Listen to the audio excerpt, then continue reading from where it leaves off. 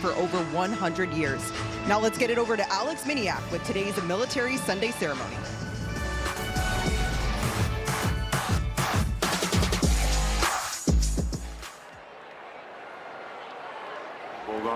To all of our local sailors, we thank you for your service and sacrifice and for protecting our freedom. Booyah, Navy. Ladies and gentlemen, on the baselines are sailors from Helicopter Maritime Strike Squadrons 41, 49, and 73, stationed on board Naval Air Station North Islands.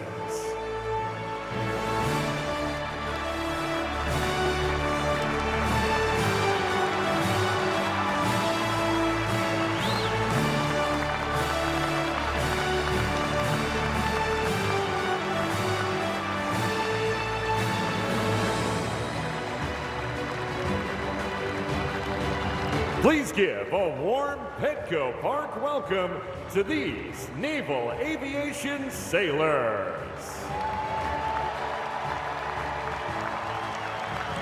The Padres have partnered with National University to help military service members and veterans pursue their higher education goals and further their careers. To present each recipient with a $7,500 National University Military Scholarship at home plate, please welcome Padres CEO Eric Grupner, alongside National University President Dr. Mark Millier. Now let's meet our scholarship recipients. Please welcome United States Navy Aircrew Survival Equipment Man, Chief Akeem Chambers. And retired United States Navy Chief Abby Washlag. Congratulations, Chief Chambers and Chief Washlag.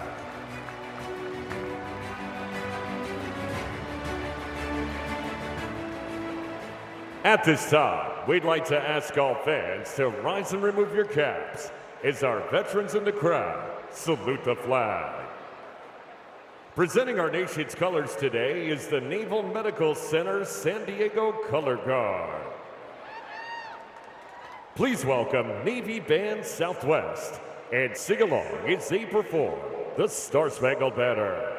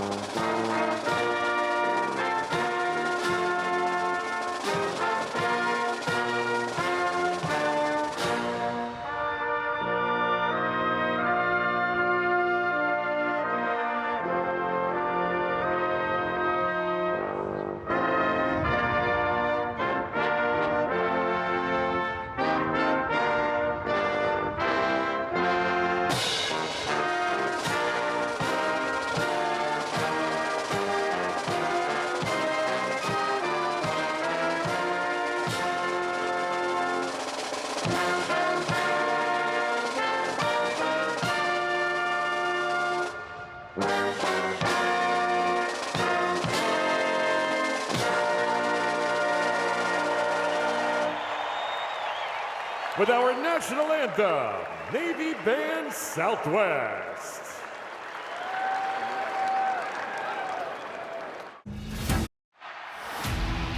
Major League Baseball welcomes you to the following presentation of the San Diego Padres.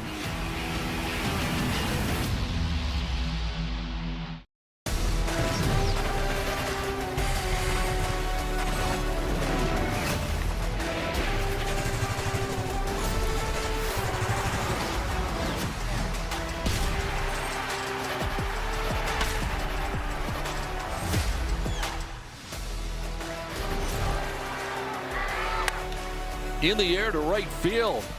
Over goes Fernando towards the corner. Makes the running catch. Crash smashes into the fence, holds on to the baseball. I am Nando. Last night, Fernando was up to his old tricks, defending right field with a long running catch as part of a Padres win. They take the first 2 games of the series.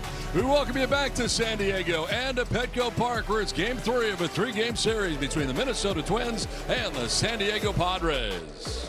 Jackson Merrill back in center field today for San Diego as we check out the NL wildcard standings. The Padres in that 3 spot right now in the wildcard.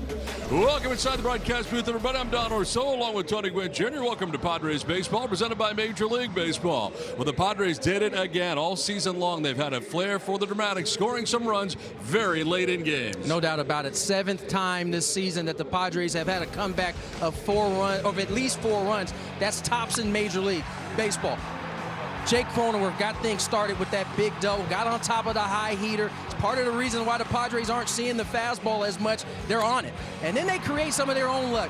Maybe a play, Jake shouldn't be headed to third. Either way, Lee can't complete the catch. He comes in to tie the ball game, and then Ty France doing what he's done all season long, comes up in a big spot, gets the Padres the go-ahead. They never look back from that point on, and they're going for the sweep, and they'll hand the ball off to this guy, Walker Buehler. And for me, I enjoy watching Walker compete and, for lack of a better term, be angry with that tenacity on there. The last 2, he's had quality starts. 12 innings pitched, 5 hits, 3 earned runs, 9 punchies, a whip under 1, and that's important because when he's not walking, guys, he is very, very dangerous. He'll get the ball and try to get the sweep here today.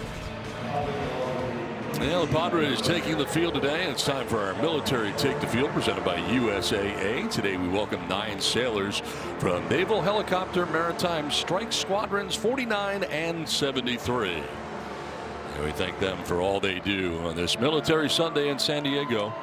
Nothing like it anywhere else in Major League Baseball, and it's every Sunday home game for the Padres. It is a spectacular afternoon here in San Diego, the finale of this 3-game series. And the first series of 2 to be played on this homestand for the Padres. As we check out the Minnesota Twins starting lineup, it's brought to you by Appliance Alley.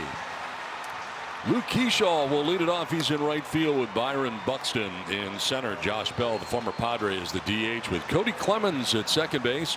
Royce Lewis at first with Brooks Lee back at third base. Alan Rodin is in his first game of the series.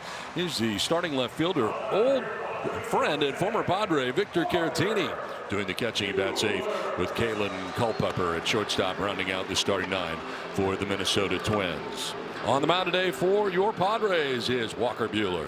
Walker in a bit of a groove right now. A couple quality starts consecutively. Look at the numbers on the year. 26 start, 7.6, a 4.79 ERA. Opponents hitting 255, but he has started to throw the ball very well here the last couple starts.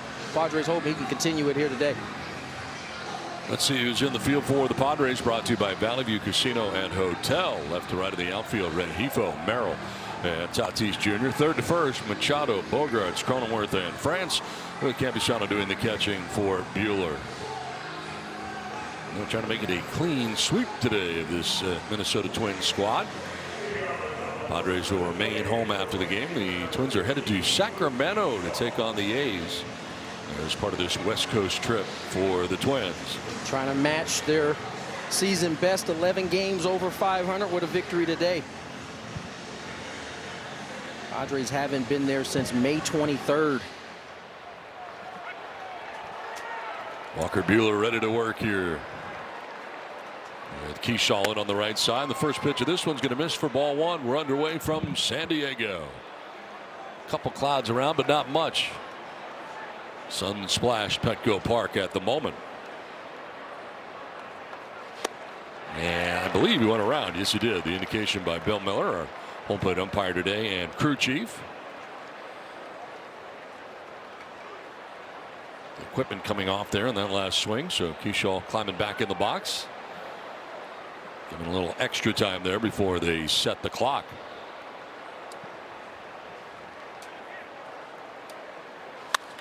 Line to left center and in for a base hit. Keyshaw aboard to begin things here in the first inning. A wide turn, but he'll get back to first to lead it off here in the first. Let's take a look at StatCast powered by Google Cloud. Look at the last 2 starts. He's heavily featured that cutter-sinker combo along with the fastball, slider, change, sweeper, knuckle curve. He doesn't use a knuckle curve all that much, as well as the sweeper. Those first 5 pitches have mainly been what Walker settled on. Here's Buxton fouling it off to the right out of play. The All-Star batting in the 2 spot and back in center field again. Does everything well. 251, 25 home runs, 46 runs batted in the first 90 games of the year.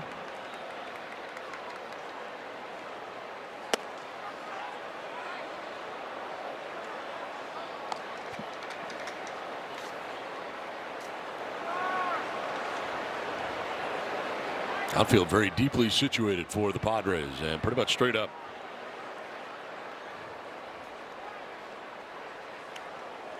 Padres have been able to keep Buxton pretty quiet. 0 for 8 in this series so far. Just missed one last night.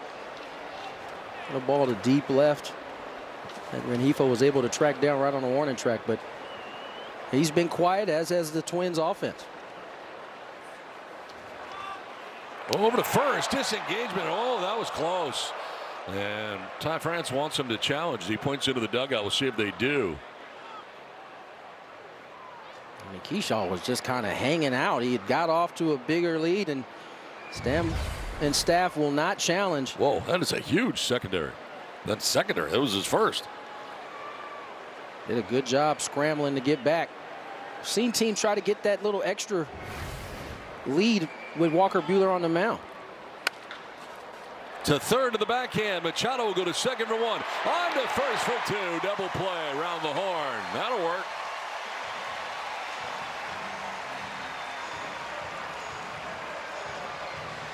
It's time for the Jamul Casino Resort double play.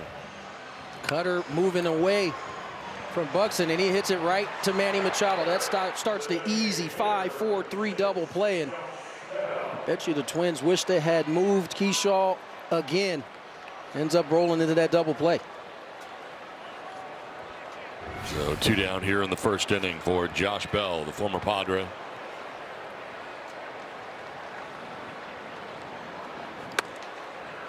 Takes a look at strike 1, the sinker. And the 26th start of the year for Buehler. That was 17 home runs on the year. His 7th major league team. And very well traveled since his first 4 years spent with the Pittsburgh Pirates. And one of those stops was here in San Diego. Had a big postseason home run as he takes the strike. Good backdoor cutter there from Walker Buehler. That's the pitch he's used most, and as he explained to myself, it's all predicated on that fastball and how he commands that.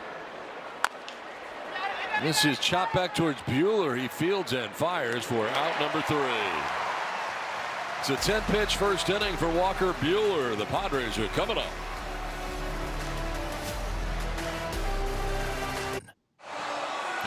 Twins don't score in the top of the first. Padres coming up in the bottom of the first inning. Take a look at the Padres lineup brought to you by UC San Diego Health. Fernando about to lead it off with Cronenworth at second base. Machado's at third with France at first. Merrill's in center with Campusano doing the catching. Sheets is the DH. Bogarts at shortstop, and Rengifo gets a start in left field. Bailey Ober on the mound today for the Twins. It's time for the Sequan Casino Resort scouting report. A big righty. Doesn't strike out a lot of guys. Padres look to try to take advantage of that, and he's been susceptible to the homer here in the last few starts. 2 homers allowed in 4 of his last 10.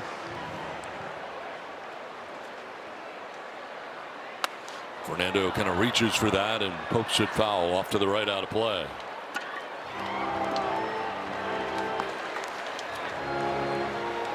.285 with 15 homers and 63 runs batted in for Fernando.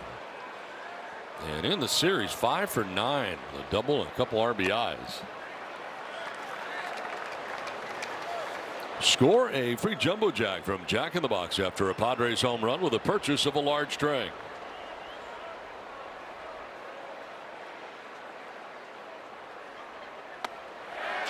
May have gone. No, he did not. Chad Whitson, first base umpire, said he didn't offer. There's the changeup there. Good changeup from Ober. And maybe the Padres get one to go their way here early. Lines it to left, but right at the left fielder Rodin, who had to come in and make the catch on the sinking liner. But he makes the grab for the first out. Solid contact. 115 off the bat. Yeah, it might be one of the hardest balls we seen hit all game long. Whoa. Goes right back to that changeup. Toddy was not fooled at all. And I would venture to say this ball caught him. So one down in the first inning for Jake Cronenworth. He takes a look at strike one.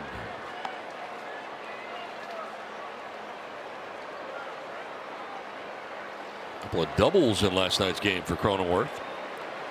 He's now 2 for 6 in the series. Couple of RBIs for Jake last night as well. Good piece of hitting in that seventh, getting on top of that high heater. In the midst of a season high 11 game on base streak. And he waves at that pitch. A sweeper. First strikeout for Ober. 2 down.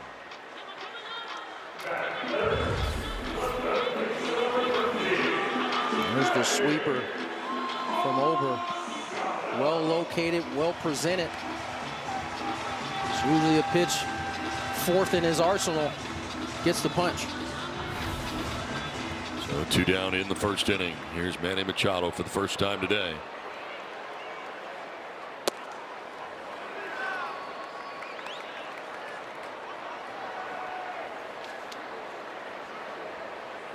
Machado 2 for 7 in the series.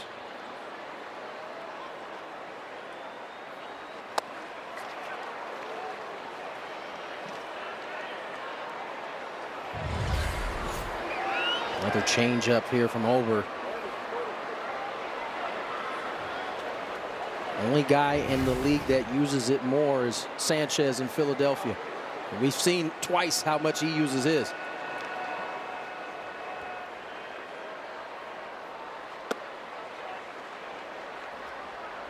Little baby slider just off the plate.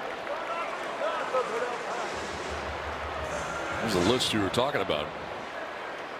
Sanchez, Ober, Urania. And so after seeing all the off speed, that 87 looks a little firmer. And he's able to get that one by Manny. Move the count to 2-2. Not used to seeing that in today's game. 2-2. And a full count now to Machado. And Machado's 3 favorite baseball movies: The Sandlot, Rookie of the Year, and Angels in the Outfield. All pretty good. And this Players Weekend across Major League Baseball. And that's ball 4. Loses him on the sweeper. A 2-out walk for Manny Machado. Good patient at bat there from Manny. Ober not really willing to offer him anything in the zone, so Manny takes his walk. There's the arsenal from Bailey Ober. The changeup, we've already seen that featured. Not very many fastballs, but you see the slider, sweeper, sinker, curveball.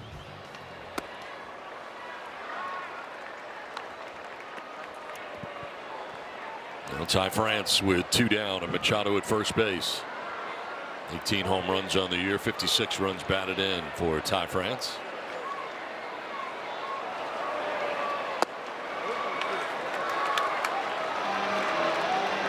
Has a hit in 30 of his last 38 games.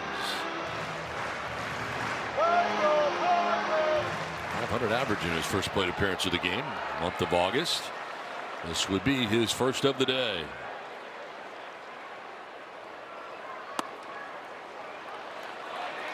And ahead now, 3-0. 2-0 front door slider there. And this may be what the Padres are have to do today, is patience. Wait for something to get in the middle of that zone before you attack, especially if Ober's going to be using this much off speed. France taking on the 3-0, and he takes a strike. It's early, but now only 4 of the 17 pitches that Ober's thrown have been fastballs.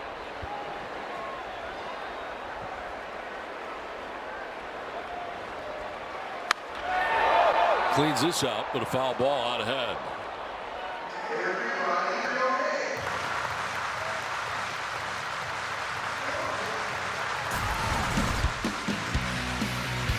There's the hot zone for Ty France. And not too many cold areas, right? I mean, top of the zone away, top of the zone in, and then pretty much off the plate are really the only ways you're getting Ty France right now.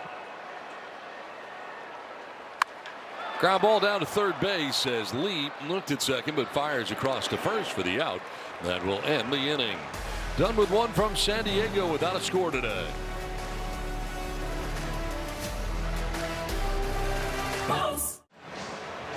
Military Sunday is presented by USAA. And we are scoreless after one from San Diego. Today's scoreboard is brought to you by UC San Diego Health. As we move to inning number 2, Walker Buehler, a 10-pitch first. That's ready to deal with Cody Clemens leading it off here in the second inning. Start number 26 of the year for Walker, coming in individually 7 and 6 into today's finale of the 3-game series. First pitch swinging and a 2-hopper down to first base. France will flip to Buehler for the first out.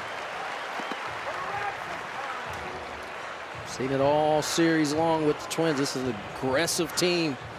First pitch hacking for Clemens leads to a 3-1 and out number 1 for Walker Buehler. If not the first one, definitely the second one. For sure. For sure. Not waiting around. They are consistent with that. Well, it could be a bit of a problem. Opponents are hitting at .417 on the first pitch. Major League average is .345.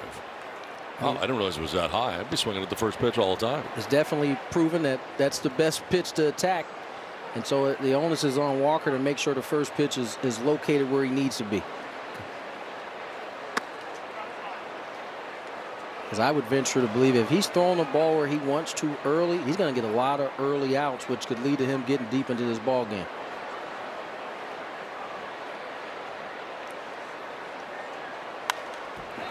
Foul back to the screen. Pretty good rip there by Royce Lewis, the first baseman.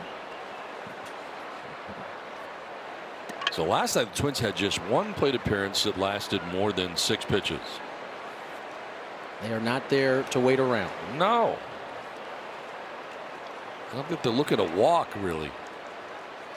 Not part of their game.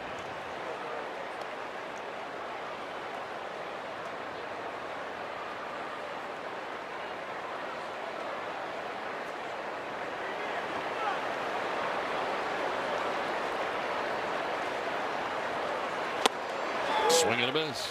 Good sweeper. Lots of sweep. Well located. This ball finishes just off the plate.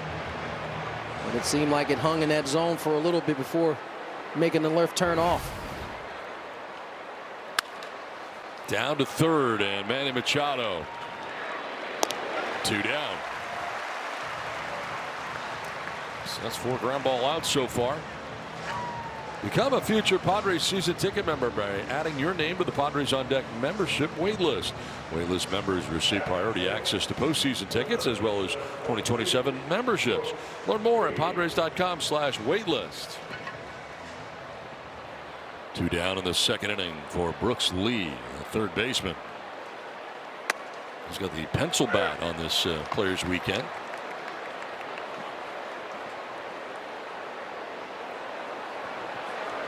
Three for 7 so far in the series with a homer. On the ground again. Diving is Cronenworth from his knee. Throws him out. Nice rangy play by Jake Cronenworth. 3 ground ball outs in the inning. A 1-2-3 inning. Jake laying it out. We're scoreless after an inning and a half from San Diego.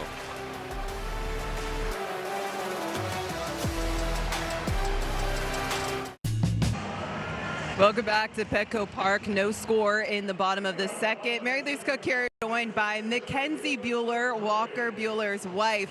Mackenzie, first of all, really appreciate you joining us on short notice, because I guess Walker didn't let you know that this was going to happen. But you guys go way back. It was kindergarten when you first met, started dating as teenagers. Could you tell us a little bit about the story of how you guys got together? Yeah. So we grew up in a town where like our group of friends grew up together from the time we were little all the way through high school. And we've known each other since kindergarten, started dating sophomore year of high school. And I apparently asked him to go for a walk when we were on a field trip at a mall. And that rest was kind of history. I think what I read was Walker said he wasn't nearly as confident. He was a little more shy then, so he was really impressed by your confidence at the time. So this is Players Weekend. We're taking an opportunity to just celebrate players and who they are off of the field. So we see Walker Bueller, the pitcher. He's Walker Bueller, the dad. He's Walker Bueller, the husband. Obviously, another little one on the way for you guys. Could you just tell us a little bit about how he is as a dad? You were just singing his praises in that area. He's honestly the best dad that I've ever been around. He loves her more than anything. It makes me like emotional. I'm also pregnant, so excuse me. But he just loves her more than anything, and it makes me love him so much more.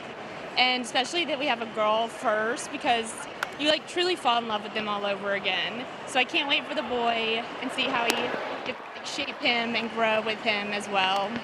Maybe got a little baseball in the hands. What about Finley? Has she played any catch with dad or anything yet? Not really, but Walker's very impressed with her run. Like, he thinks she's the fastest, most athletic little girl ever. So I don't know if that's just because it's hers or what, but very impressed. Proud dad for sure. Now, I know we got two outs here. So before we get you out of here, I want to talk about the Bueller Family Foundation. It's something that we've been able to highlight on the broadcast, something that's very important to you guys. You started it during COVID, and you're able to give back to first responders. Could you speak to that and why it's so important to you guys as a family? Of course. So I feel like everybody somewhere has some connection to a first responder, and Walker was in a gym working out during COVID with some first responders, and he just realized that they weren't given the same amount of like machines and attention that they should have, and that they could really benefit doing their job if they had. And so he came home, told me about it, and was like, this is what I want to do. And I fully supported it and was on board, and we've just kind of run with it and feel really good. It's always like feels life-changing when you get to see the difference that it makes in them, since they're basically giving their life for us every day. It's awesome. A lot of equipment that they've donated to fire stations back home in Lexington, Kentucky. And then as well, I know Walker invites the family out every single homestand and treats them to hot dogs and beers and BP passes. So a lot of great work he's doing here. I'll leave you alone so you can enjoy watching your husband pitch. But thank you so much for joining us and giving us a little insight on Walker this Players Weekend. Thank you so much. All right, Mackenzie Bueller, back to you guys. All right, thanks very much, Mary Louise. Outstanding. It's a great part about Players Weekend. As you mentioned yesterday, you get a chance to know these guys on a different level than just what you see in between the lines. Popped up foul, backing out of play.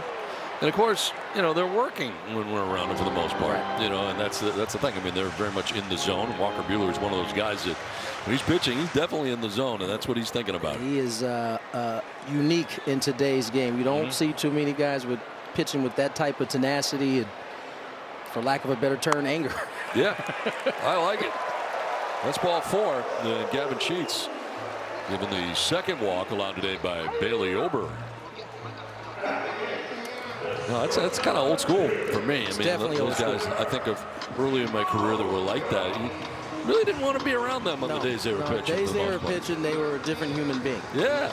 I don't know if Walker's like that before the game, but certainly once he walks across that line, different dude. I had Pedro Martinez, Kurt Schilling, both those guys you really didn't want to see when they were pitching.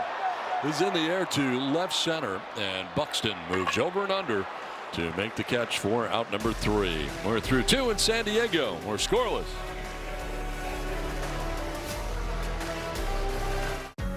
Oh, that's Jackson Merrill and a little Merrill madness.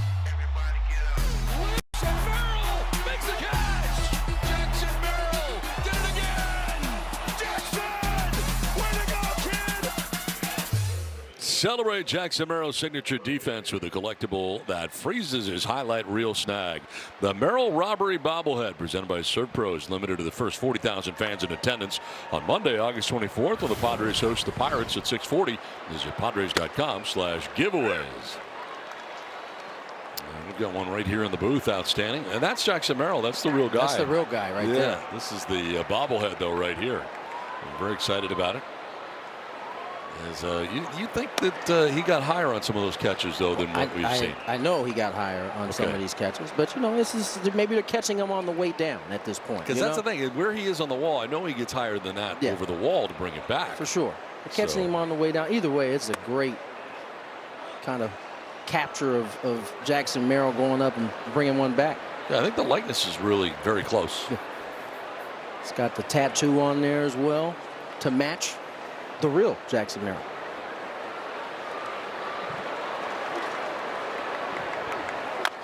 Alan Roden leading it off here, grounding it foul outside of first base. First appearance of the series. Getting the start in left field. Here's Roden. So Buehler, 18 pitches through the first 2 innings, the fewest by Walker through the first 2 all year. And again, this is start number 26 of the season for Buehler.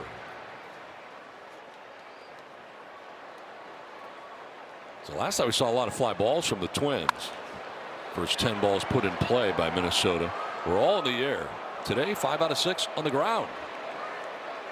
As Buehler so far has been inducing a lot of ground ball outs. Using the sinker with some success.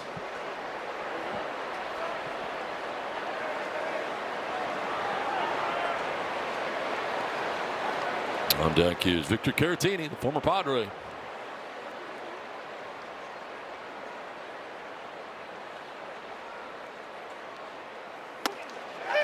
The strike 3 gets him looking. He thought it was ball 4. Gets the bad news. First strikeout of the day for Buehler. That was that sinker I was referring to. Using it with some success here. Little lane changer.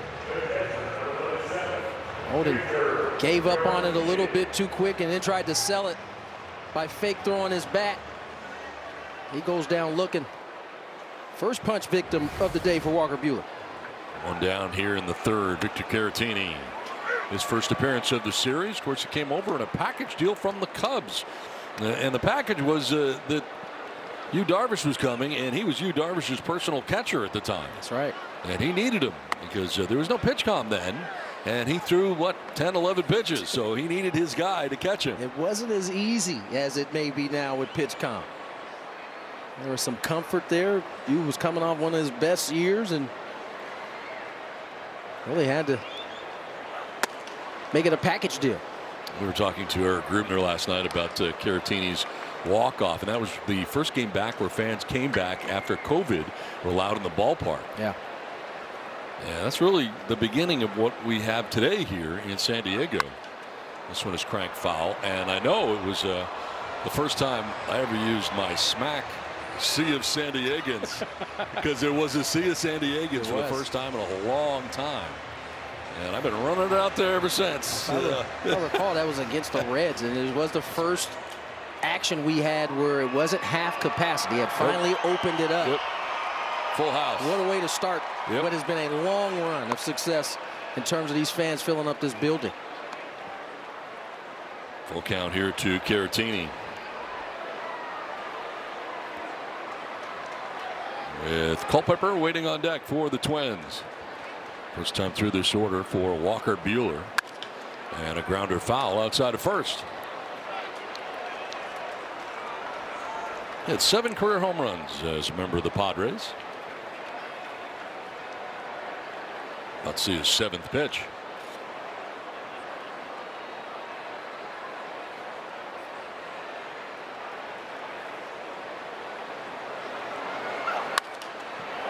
Fouled off to the left out of play. When Padres pitchers K9, your entire pet lineup wins. Petco Vet Care members can visit participating Petco locations the next day to score 25% off your total purchase. Just ask to redeem the Padres K9 promotion at checkout. 8th pitch is grounded foul. He'll see a 9th.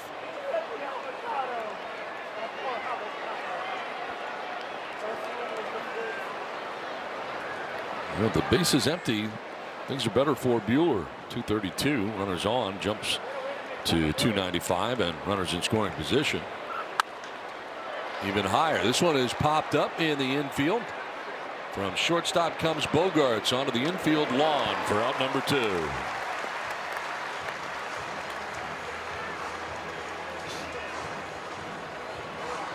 It's interesting there. Walker never really got away from his 3 fastballs.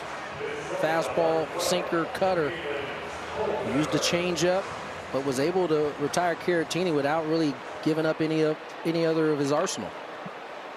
2 down here in the 3rd. Kalen Culpepper on the ground to short. Bogarts is there, and another ground ball out. And another 1-2-3 inning for Buehler. 2.5 in the books without a score.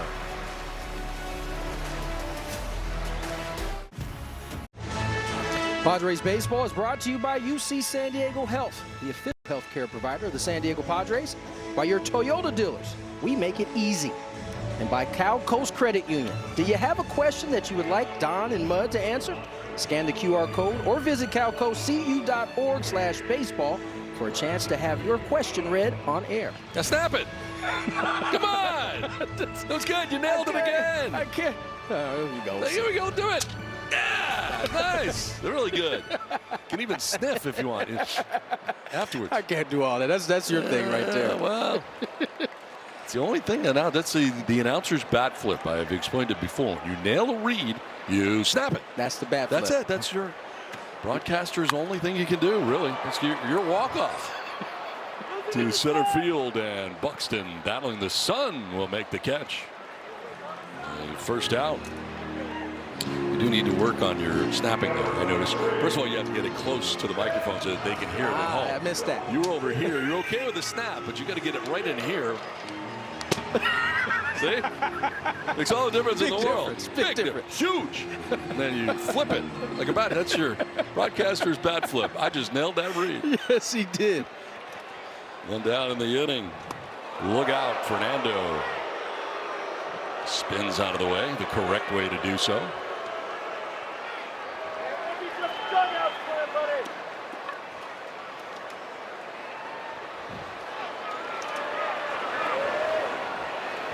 .115 miles per hour in his line out. Now he straightens this out. Down the left field line. Gone! Into the basket, Fernando. Home run number 16 of the year for Fernando. Padres on top 1-0.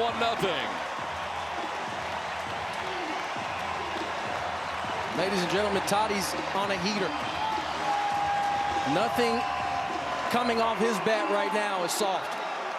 He made the out at 115. He exits stage left at 106. This was a clothesline. Second deck of the Western Metal Supply Company building. Padres get ahead 1-0.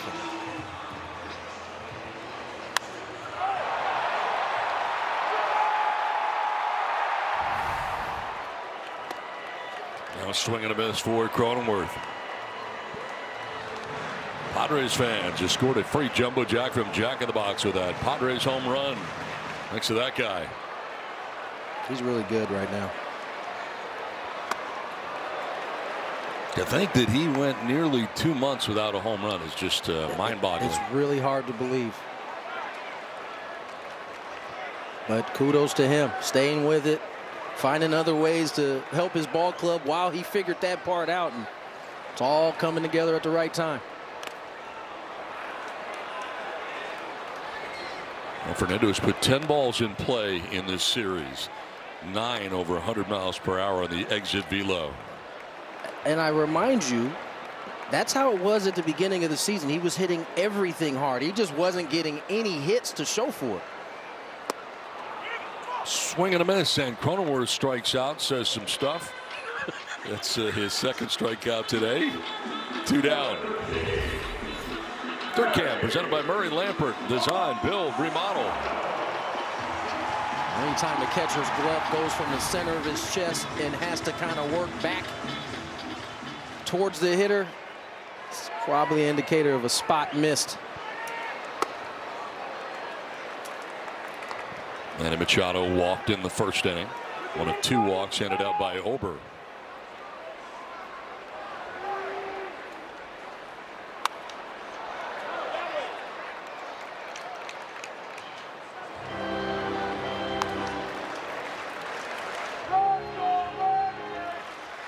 "50 games against the Twins, and Manny had 303 in his career with 10 home runs."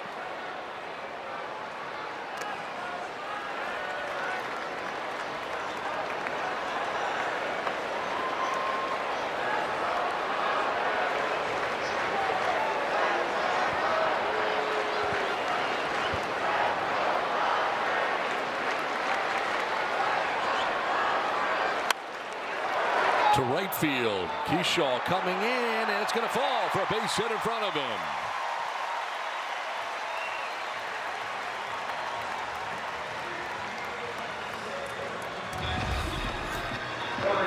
It's a fastball, middle. Manny's out in front of the 87-mile-per-hour heater and just kind of dumps it in front of Keyshaw. 1-out knock for Manny. That brings Ty France to the plate. Padres didn't have any hits coming into this inning. They've got 2, the home run by Fernando and that base hit for Machado. And here is Ty France. Pops it up right side of the infield. Royce Lewis, the first baseman, will give way to Clemens, the second baseman, for out number 3. But Padres get on the board first. Fernando's 16th home run of the year has San Diego on top 1-0.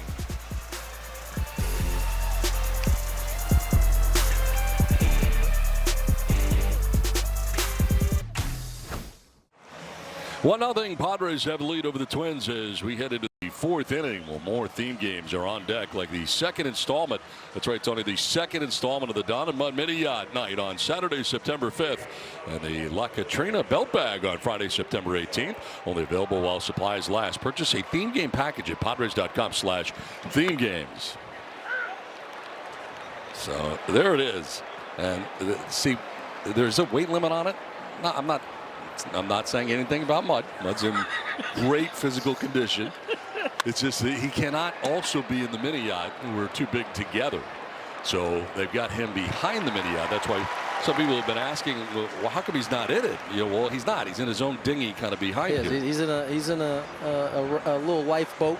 Yes, a little raft. A little raft thing. What do you call that? I'm trying to remember. Tube. There Yes. you go. Okay. He's got a tube. So he's got his own, vessel. Is the mini yacht pulling him?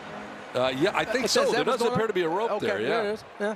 So, but we're both catching fish, which is exciting. But we're excited that we have a second night coming up, September 5th. If you missed the first round, you have a chance to get the second one. But you got to get a theme game ticket. It's very important. If you just get a regular ticket, you're not going to get the mini. You're not going to get one. No. That's a must-have item right there.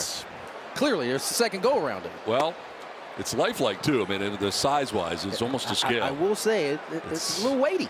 A little weighty. No below deck, no upper deck. Just the mini yacht itself. Just a mini yacht and a tube. And if you're in the bay later this afternoon, you may see it out there because that's my plans. Is that what you got planned today? Yeah. Are you going to actually catch anything? Well, probably not. But I enjoy being out there nonetheless. I don't have a lot of Sunday nights at home. Usually we're traveling. Very true. This is to right, and that's going to fall in for a base hit. Byron Buxton is aboard. Picks up his first knock of the series. Muscles this one. The second hit for the Twins today. Yeah, brought the hands all the way in. It's a changeup. Ball seemed like it kind of was knuckling a little bit, but Buxton finds some outfield grass. 1-out knock.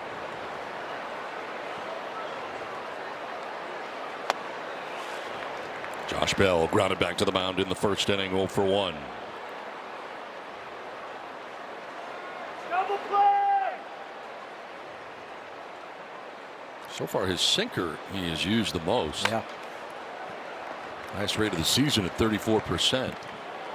His cutter rate is the lowest of the season. So he's kind of mixed it up here, making the adjustment. And here are the numbers, the breakdown of what he's used and the percentage of usage.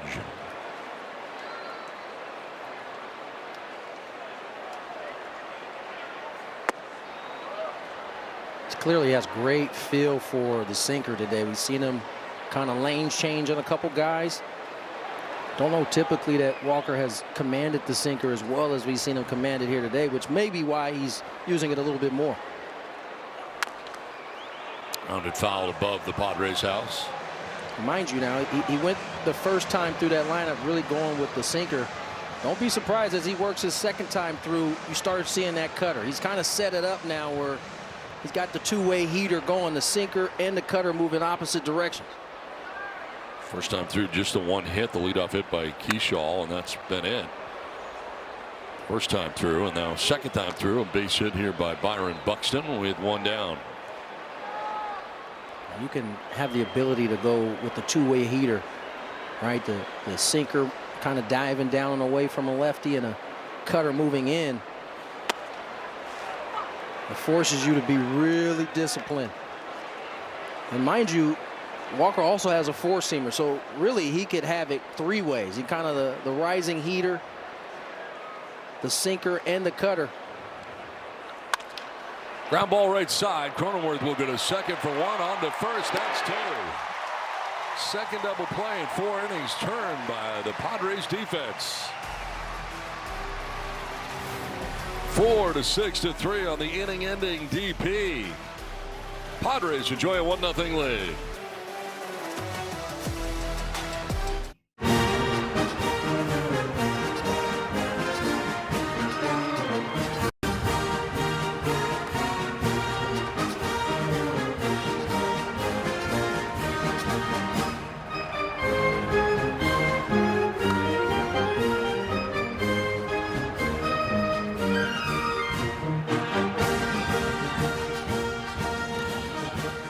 The Marines as part of the Military Sunday. This is down the right field line and just foul for Jackson to begin the inning. If you're here for a Military Sunday, in between innings in the 4th inning, every Military Sunday, the Marine recruits will do the hymn, and that's exactly what you just saw. Always very cool. Part of the tradition here in San Diego. For as long as I've been coming to games, going back to Jack Murphy / Qualcomm, you can always look up just to the right of the right field foul pole and find some of our service members enjoying a game. I was going to ask you that. How many years they've been doing this? I can't think of a time where it wasn't the case. Well, it's such a military town. Certainly makes sense, to say the least. 1-2 pitch.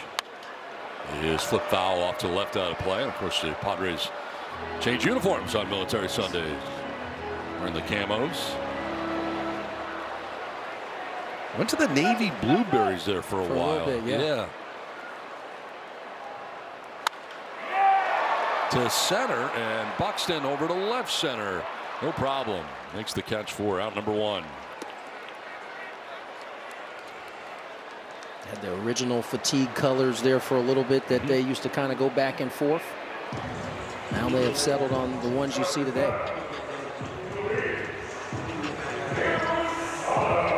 One down in the 4th inning. Luis Campusano.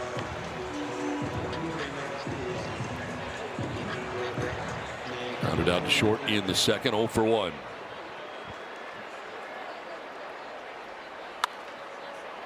Pops it up first base way. Royce Lewis steps into foul ground and makes the catch on the dirt of the track for out number 2. So far, Ober has made one mistake, and that was to Fernando. There's a difference in this game. Padres have a 1-0 lead on the home run to the 2nd basket on the Western Metal Building. They tried to double up on the changeup, and that is the difference in this ball game right now. Here's Sheets with 2 away.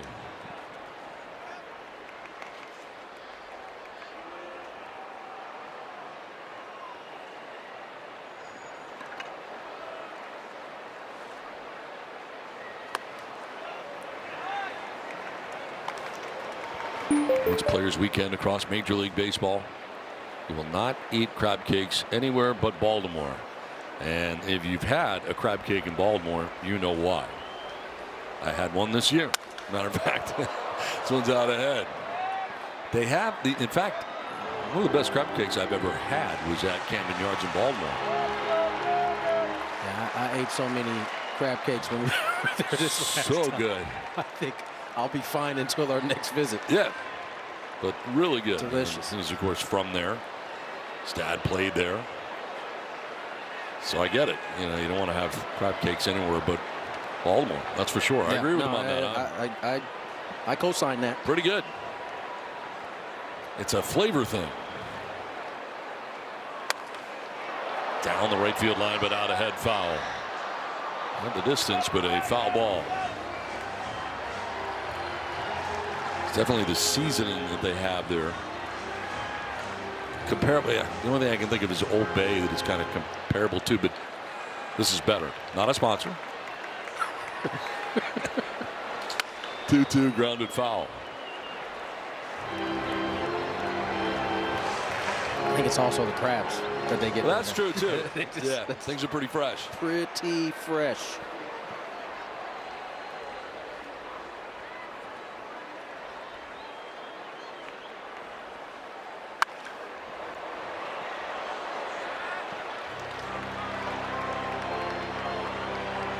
Battles away here.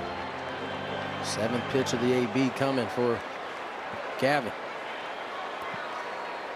DHing again today and batting with 2 down, bases empty.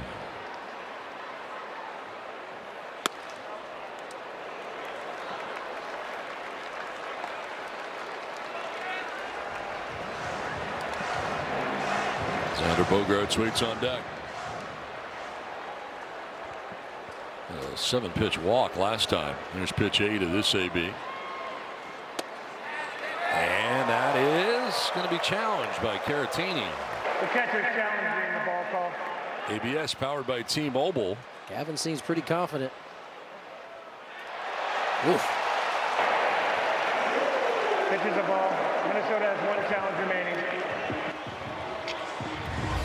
Close miss, but nonetheless a miss. 2-out walk for Gavin Sheets. 2nd walk of the afternoon. It's really close. Definitely a ball.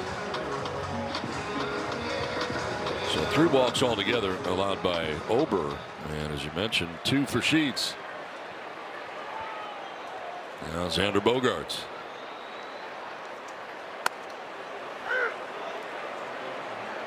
By the way, Sheets has now seen 15 pitches in 2 plate appearances today. Been extremely patient. Also fouled off a bunch.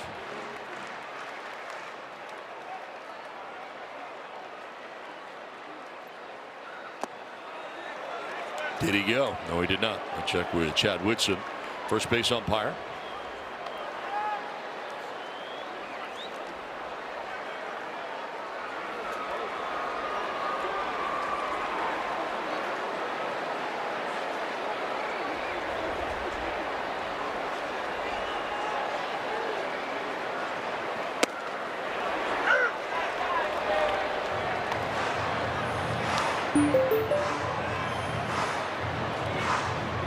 I knew this, but many people may not. Xander speaks Dutch, English, Papiamento, and Spanish.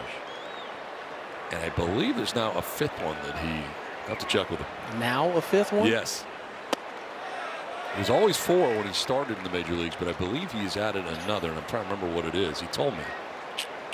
I forget now. That's impressive. Adding a 5th language later in life.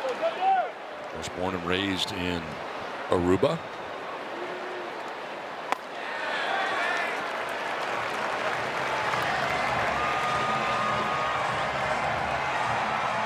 Good at bat being put together here by Bogey. From 1-2 to 3-2. Over doubled up on the changeup those last 2 pitches. We'll see where he goes here on this 3-2 pitch. Gavin Sheets will be on the move.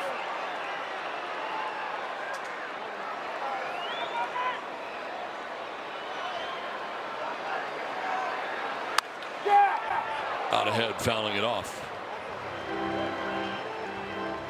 And now a quick word from Jack in the Box. Don't get FOMO. Get my Philly-style bonus jack combos and new Philly Munchie Meal. Welcome to Jack in the Box. 2 down here in the 4th inning. Gavin Sheets at first base, held on over there by Royce Lewis. And Xander Bogaerts battling here. A full count, 3-2. To center, sending Buxton back a step or two to reel it in for out number 3. We are through 4 in San Diego. The Padres have a 1-0 lead.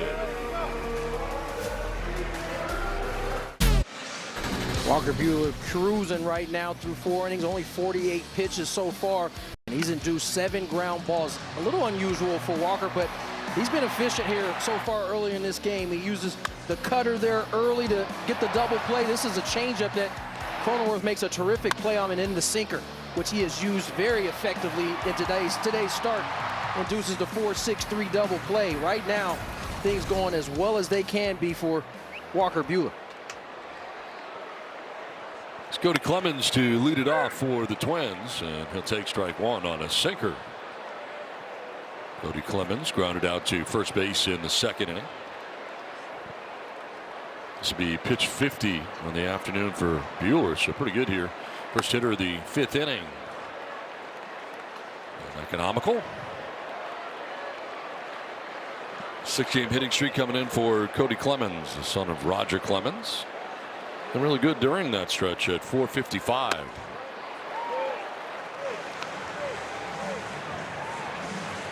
It's been great in this series. 3 for 7, had the triple. Takes his hitter's timeout, granted by Bill Miller. Already has career highs in homers and RBIs this season.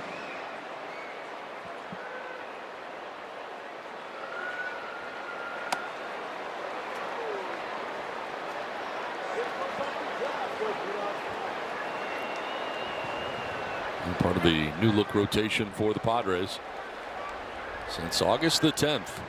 3rd in victories, 6th in ERA, 2nd in WHIP. Elevates and strikes out Cody Clemens. 2nd strikeout of the day for Walker Buehler. Uses the cutter to finish off Clemens, and I contend that this is all set up with the early usage of the sinker. Backdoor cutter. Gets the punch. Dirt Camp presented by Murray Lampert. Design, build, remodel.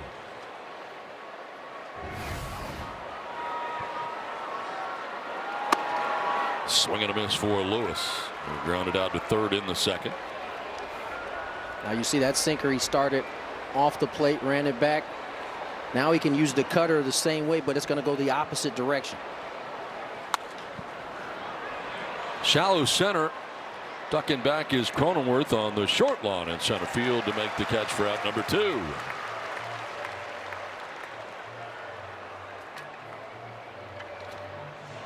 Let's look at our Disney Cruise Line cruise cam. So Walker used the sweeper there. It kind of works the same way. A little bit less on the MPHs, but after setting up the sinker coming back over the outside, he uses the sweeper at the same spot, but then runs it off the plate away. There's Brooks Lee jumping on that first pitch, another sinker. Grounded out to 2nd base in the 2nd. As Buehler goes 2nd time through this order.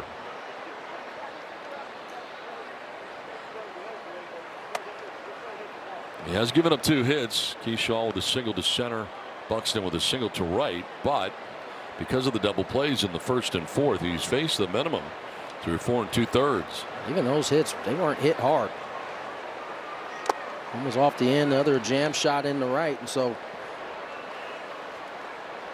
this is as good as we've seen Walker.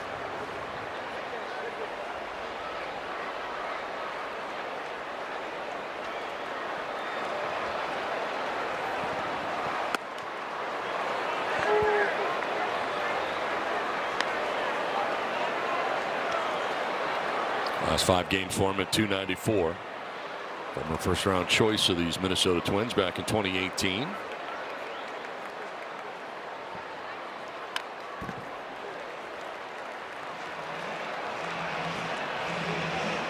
.60 pitches now for Buehler with 2 outs in the 5th. And hitter's timeout granted to Brooks Lee.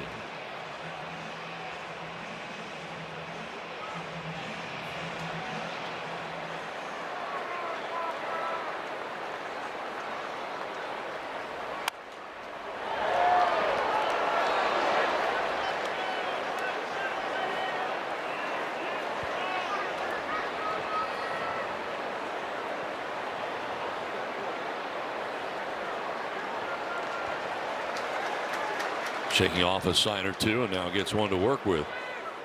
Payoff pitch is popped up foul off to the left out of play. That time he tried to use the cutter on the backdoor side, elevate it after Lee was able to spoil the cutter down. We'll do it again, 3-2. Eighth pitch of this plate appearance coming up for Brooks Lee. And foul off another. He's been a pest.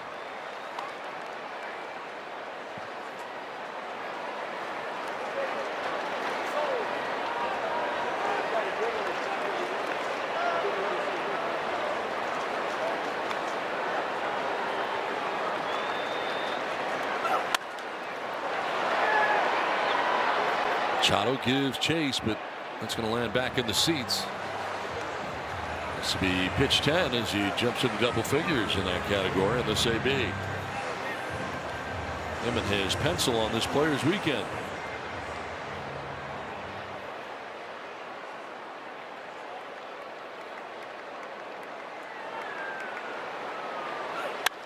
Fly ball to deep right field on the 10th pitch of the at-bat. A home run ties this game. Solo shot for Brooks Lee, his 20th home run of the year, and it's 1-1. That pitch appeared to be down. It's below the zone. That's a good at bat from Brooks Lee. Kind of kept fouling off pitches until he found one he could line up. As Don said, this cutter looked down below the zone. A little three-quarter swing. Trying you chase Utley a little bit. Solo shot ties this game at 1. So 2 down, game tied.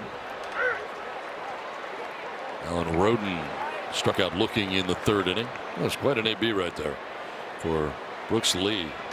Ties this game with 1 swing of the bat.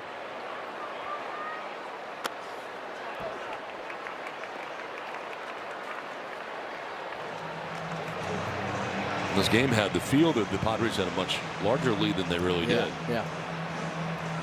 And now they don't.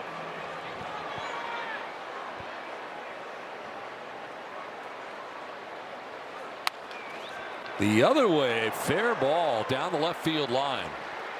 Over the plate is Rengifo as Roden's into second base, standing with a double.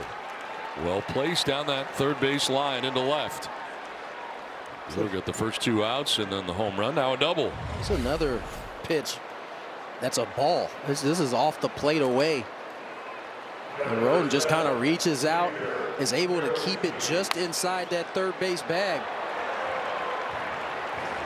And after getting 2 quick ones, a homer and a double, and here comes Ruben Niebla.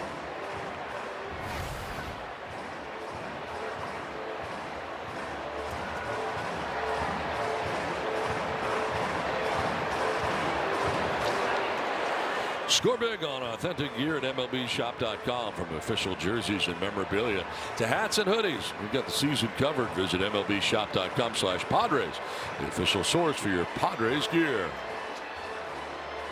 So 2 down with Lee homering, Roden doubling, Ruben visiting, and now Victor Caratini batting.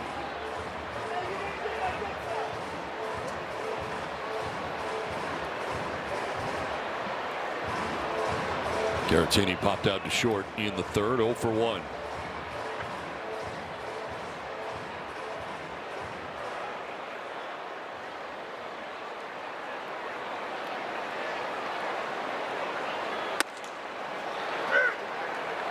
It's pitch 21 of the inning for Walker Buehler. Came in at 48, and Twins have been able to push him a little bit here in the 5th.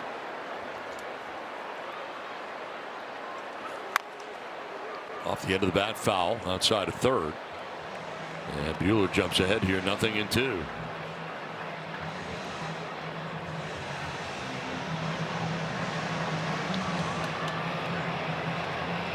Longest inning of his outing.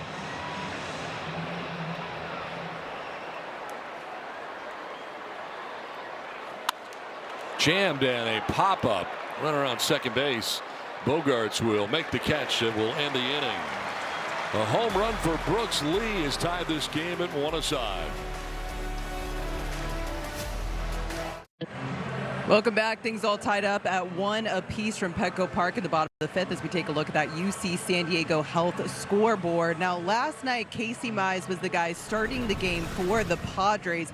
Had a weird little thing there, slipping on the dugout steps going back in the second inning. He would attempt to go back out. You can see him grimacing there in some pain. Ultimately, he would only be able to go 2 2/3. And so we find out he gets an x-ray last night. There is no fracture. He does have a right ankle sprain. We heard from him today in the clubhouse, and he said that he is feeling very sore. He's swollen, but he did wake up feeling extremely optimistic. He is going to be day-to-day. He's limited in what he can do today. Just wants to make sure that his body is in a good state. He is shooting for his next start, which would be next Friday, and he does feel grateful that there is an extra off day built in on Thursday, which would give him a little bit more rest, but something to keep an eye on. He is feeling optimistic today, guys, but kind of scary last night. Glad he's feeling all right today. Yeah, no doubt about it. I'm surprised that doesn't happen a little bit more down the steps and just different things like that off the field, kind of. Yeah, I think it probably happens more than we know. Yep. Not all. Sometimes you get away unscathed. Nothing major that pulls you out of a game or injures you in a way that you miss time. But you're right. A lot of these places now have steps, and you wonder how it doesn't happen more often. Saw Freddie Freeman fall down the steps last week trying to make a play. Yeah, that looked like it was going to be really bad. Yeah. We got a pitch count problem here. Victor Caratini over to get a new one. I love Bill Miller. He might be like the only umpire that doesn't like follow the catcher around. Yep. He's like, nope, you'll fix it. I'll wait here. That's what he's doing. He hasn't moved. He's right behind home plate, and he'll wait until they rectify the situation. I guess in this situation, Caratini wasn't walking out to the pitcher, so there was no information that could have been exchanged. But usually, the umpires are pretty tight about pitch comm and making sure there's no shenanigans happening. They're very involved. Yes. And Bill Miller isn't going to be bothered by it.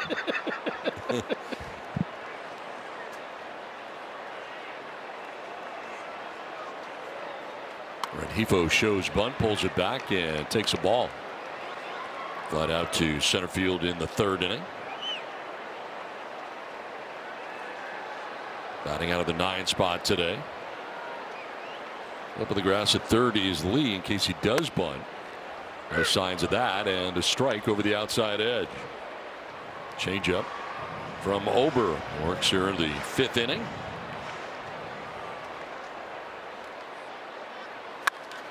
On the ground, sharply hit, but Lewis is there, and so is Ober to cover for the first out of the bottom of the 5th inning.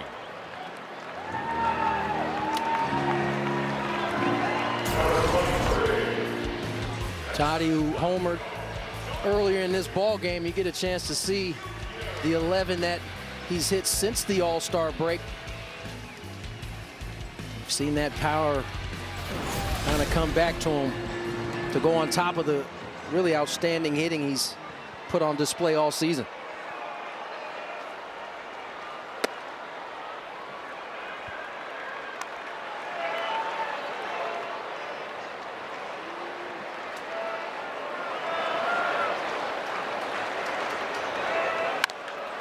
Grounds it foul outside of third.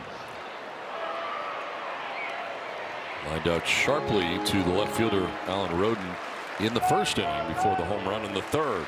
And nothing he's hit in this ball game has been soft. Already extended his hitting streak to 5. Down the right field line, headed foul. Keyshaw headed over. Won't have a play.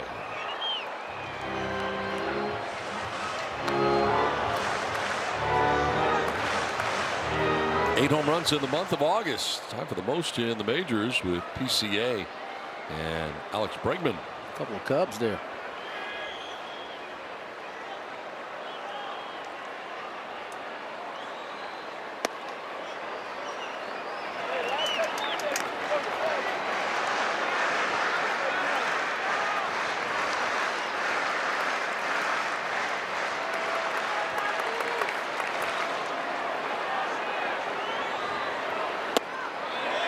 Full count now.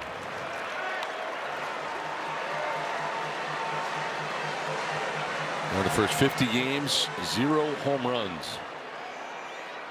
15 in the last 78.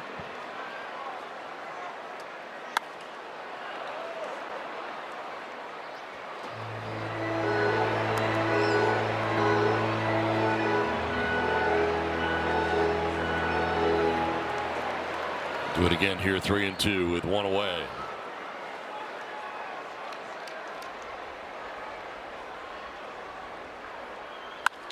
Line to left field and a ringing single to left.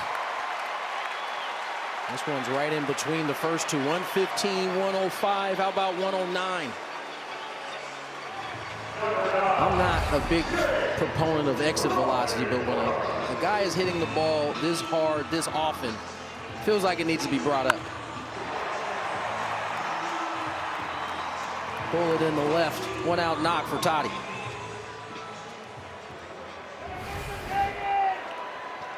So only 3 hits allowed by Ober, and Fernando's got 2 of them. 1 left the yard. So he's got the 3 hardest hit balls of this entire game, Fernando, so far today. There's 3 ABs. Resulting in a line out to left, a home run into the second basket, and now more recently a single with 1 out here in the 5th. And it's 0-2. Jake has struck out twice today, once in the first, once in the third, and down 0-2. Likes to drive in total silence, no music. I feel that. I like that. I like that too. I like going home like that. Said it before. I have, I think, 1, 2, 3, at least 3 voices in my head for 3 hours a game. I don't want any more voices in my head when it's over. I can relate. Yeah. People talk to you while you're doing your job. It's not easy. You get used to it over. Yeah, there they are. Now they're all chiming in. Everybody that can is in my ear. This is popped up. Shallow left. Oh, it's going to fall. Throw to second, and they're late. They tried the force out. Fernando had to wait. He thought somebody was going to catch that ball. It was in the air a long time, and Culpepper going out, got all twisted up, can't catch it. I think because of the shift, it actually was Lee that was going out for that. It is. And boy, that's a ball that has to be caught. Padres catch a break now, and it'll be first and second for Manny Machado.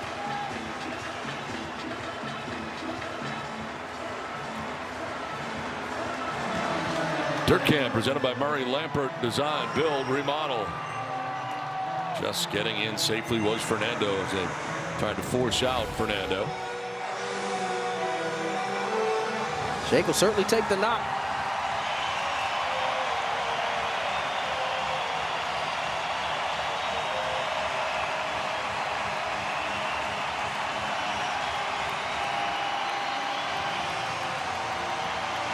Cody Funderburk is up in the pen.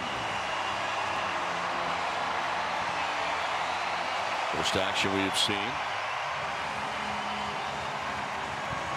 Over up to 80 pitches with 1 out here in the 5th. Fernando at second. Cronenworth at first. And here's Manny Machado, his 3rd AB of the day. In the spot at 220. Driving in 45.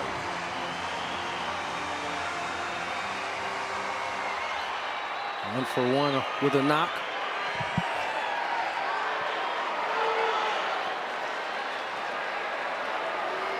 Spirals off the backside, no throw. Padres first AB with a runner in scoring position.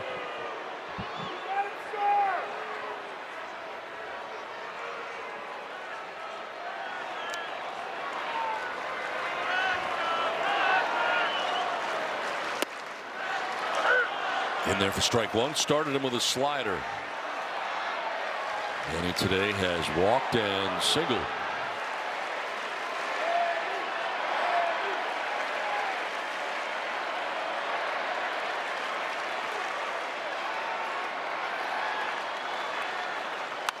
He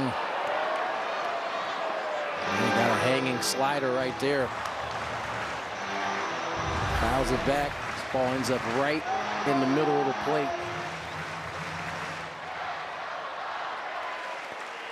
See Manny's frustration.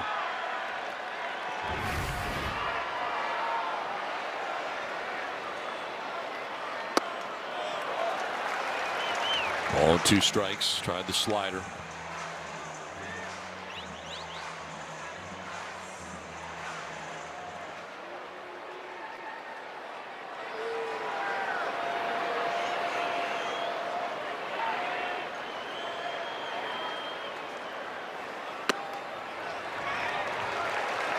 Evens up at 2-2.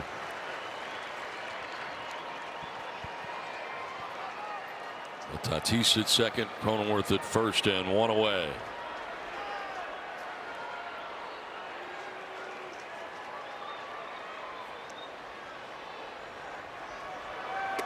Swing and a miss, and Machado strikes out, gets him on the sweeper. Third strikeout for Ober, 2 down in the inning. Stayed with the spin. Hung a slider, made a better pitch to following one, and then takes a little more off with the sweeper. And has Manny out in front for the punch.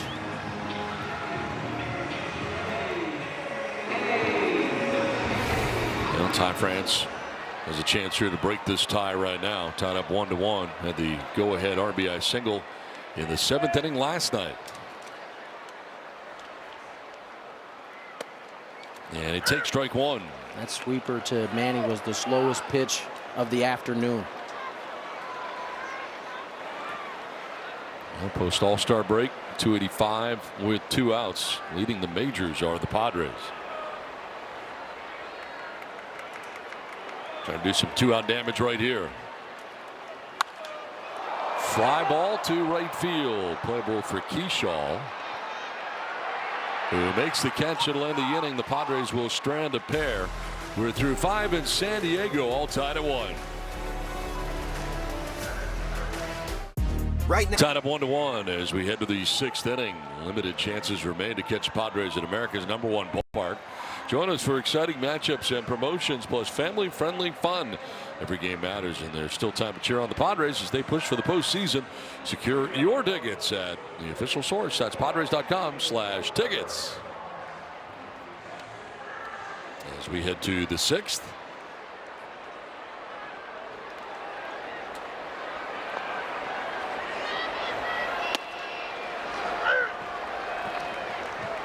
Kalen Culpepper leading it off here in the 6th inning for the Twins. Their shortstop grounded out to his counterpart at shortstop, Xander Bogaerts, in the 3rd.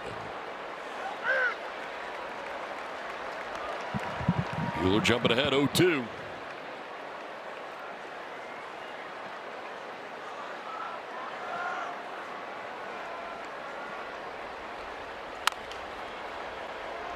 Now Walker throwing the ball extremely well. Kind of suffering from the same fate he had in his last start against New York. Padres provided very little run support. See if they can find a way to scratch a couple more across while Walker's still in this ball game. Stranded a couple in the bottom of the 5th inning.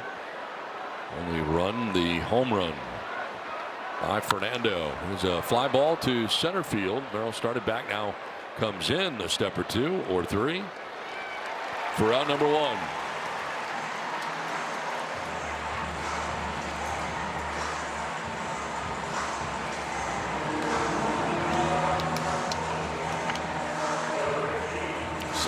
Total, of which 55 for strikes. It's good work right there from Walker. He's avoided the kind of wonky 1 inning that he occasionally will have. Hasn't had any really command issues at all today either.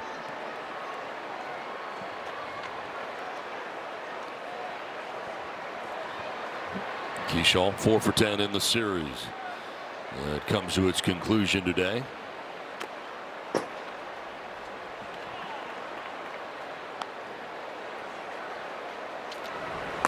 Action for the first time today for the Padres in the pen. Bradley Rodriguez first up for San Diego.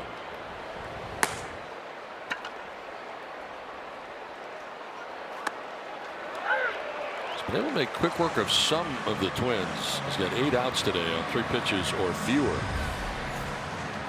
Twins have actually done a better job today of having a few more long at bats.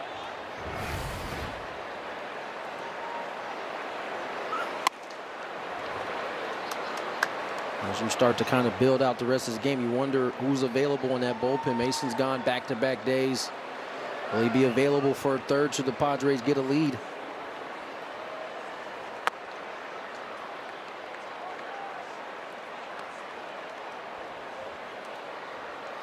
He pitches now for Buehler with 1 out in the 6th inning.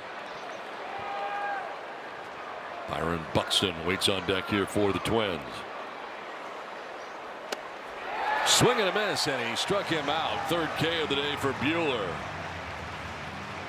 A lane changer once again with the sinker. Talked about the usage being up, and it's because he's got great command of it here today. Gets the punch. 3rd of the afternoon for Walker Buehler. 2 down in the 6th. Byron Buxton. Bounced into a 5-4-3 double play in the 1st inning, and then singled to right in the 4th inning. It's one of the 4 hits gathered today by the Twins.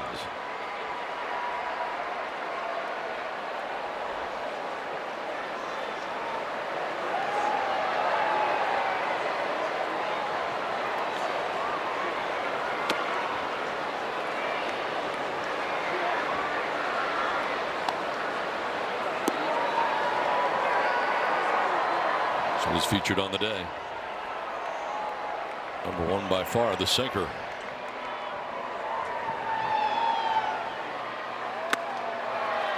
By him, 1 and 2. The sinker usage is up 17% from the normal. This is just a 4-seam fastball right here. Letting it eat. Throws it by Buxton to move the count to 1-2.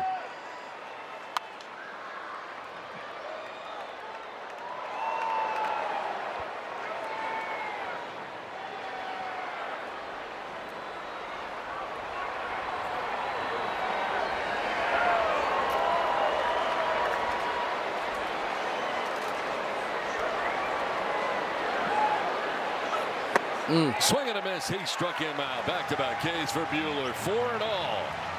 A 1-2-3 inning. This game is tied up 1-1 after 5.5. We come back to San Diego. Maybe we'll see a little Merrill madness. Jackson Merrill will lead it off.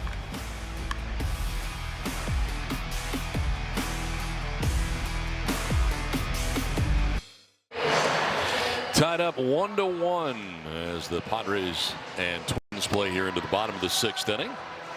Let's look at the Disney Cruise Line Cruise Cam. 5 innings today from Ober, the starter for the Twins. Gives up the 1 run, the home run by Fernando. That's a baseball off to the pen, and Cody Funderburk into the game.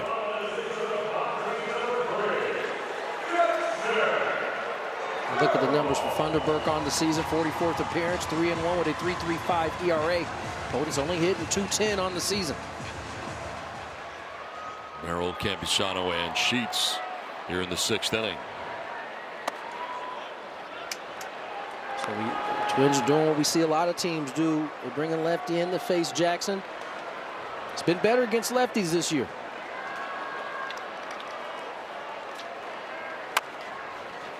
Fouls it off down by the shoe tops. Evens the count of 1-1.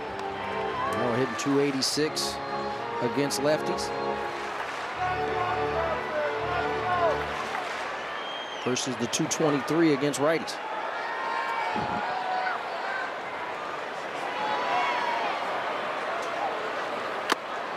Foul tipped into the catcher's mitt for strike 2.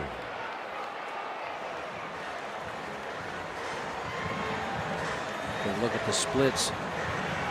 You see a smaller sample size, but much improved this year against lefties.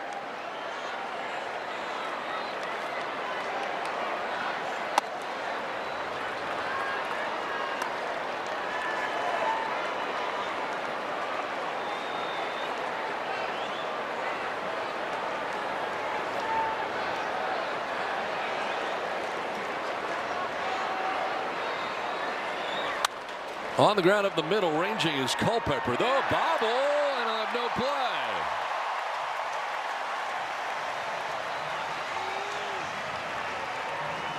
play. Reaching is Merrill. This time, this arrow is on the young shortstop. He's kind of picked his head up a little bit too soon, ready to make the throw, and just didn't handle it. Never quite fielded it cleanly. Leadoff man aboard on the air.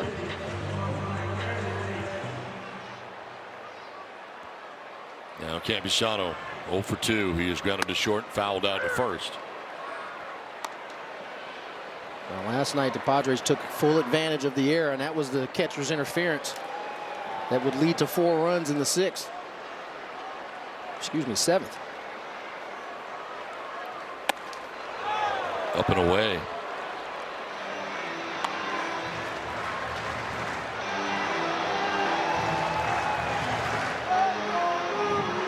First error either side of this game. And it leads off the bottom of the 6th inning. Challenge here. The catcher is challenging the ball call. ABS powered by T-Mobile. Artini has one left, and Minnesota has no remaining challenges. he's missed them both. Yeah, this one really not all that close either. It's the catcher's number of 59%. They've been the best in ABS challenges. A swing and a miss for Campusano.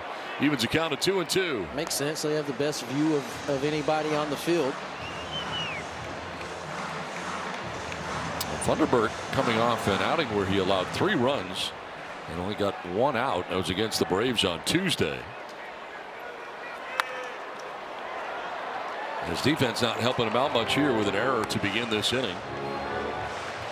Putting Merrill at first with nobody out in the last of the 6th inning. Culpepper charged with that error to begin the inning. 24 out of 26 in thefts for Merrill. That's outstanding percentage wise.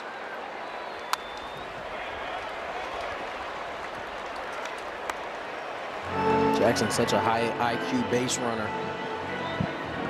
Typically picking the right pitches to run on. So it's not all about the speed. It's partly about the speed, but when you're that efficient, it's not just about speed.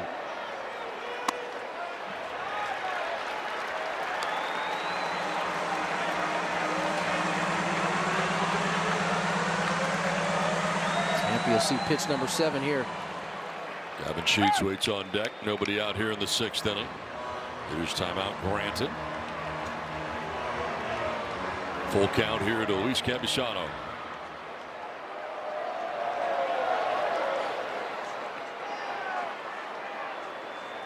Merrill is running, and they're going over there, and he will be safe. Wow, it took a long time. He waited, and I guess to see if he came off the bag or not. We'll see if the Twins are going to challenge this or not. I think this was just good swim move by Jackson Merrill. They're going to challenge it. Cody Clemens certainly seemed surprised by the call. Minnesota is challenging the safe call at second base. Manager's challenge brought to you by Mazda. Brian Walsh on the call at second base. We get our first look. Throw certainly beats him. Full swim move, but did he get him there?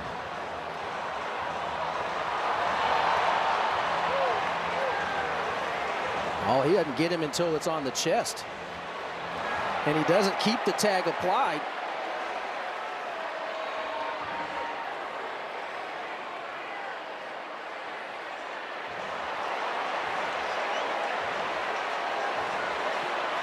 Definitely came off completely, but as you said, it didn't look like he had the tag on him at the time. It's going to be a tough one to overturn, I would think.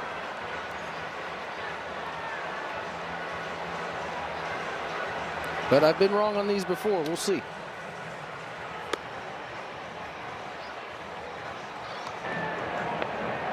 After review, the call on the field is overturned. The runners out. The Minnesota will retain their challenge. So caught stealing. This is the third time this year he's been caught. Watch, his hand has to work around that foot, and looks like the tag may have been applied just before he's able to get that right hand around that foot.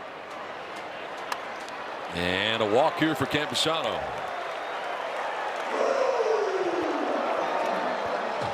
This copyrighted telecast is presented by the authority of the San Diego Padres, may not be reproduced or retransmitted in any form, and the accounts and descriptions of this game may not be disseminated without express written consent of the San Diego Padres. And the pinch hitter for Gavin Sheets, Austin Hayes, will pinch hit. Gavin had walked twice.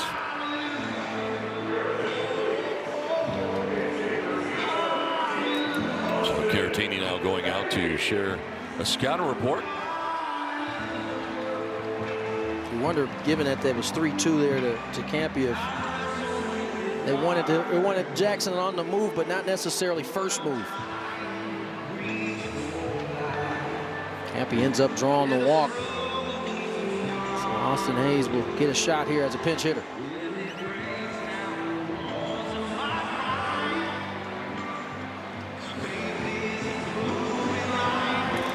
So one down. Campusano at first base. Pinch hitter is Hayes.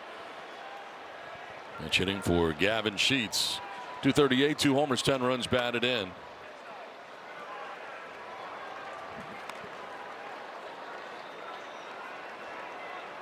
This tie game 1-1. Further action. Jeff Hoffman, who has not appeared in the series yet. One of the acquisitions for the Twins.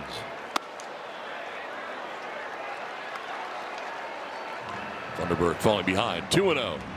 Let's go! Let's go!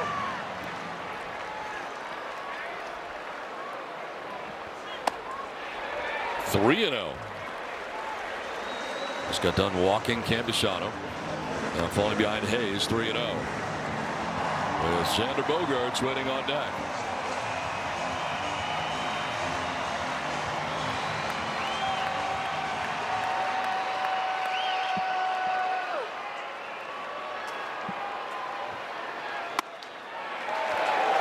Four-pitch walk puts runners at first and second. Back-to-back walks allowed by Thunderberg.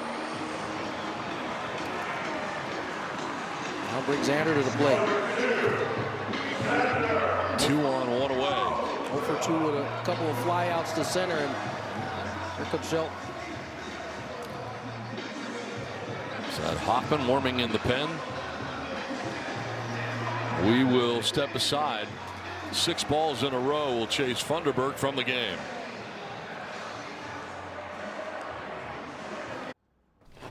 If you keep making that face, it's going to stay like that. Funny. Brought to you by Mercury Insurance, smart insurance for smart people. By Wells Fargo Active Cash Credit Card, earn unlimited 2% cash rewards on purchases, terms apply. And by Turtle Box Audio, rugged, waterproof, premium sound.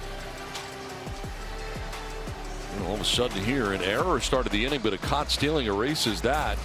But back-to-back walks, Padres at first and second with 1 out. And the new pitcher acquired from Toronto, Jeff Hoffman, into the game.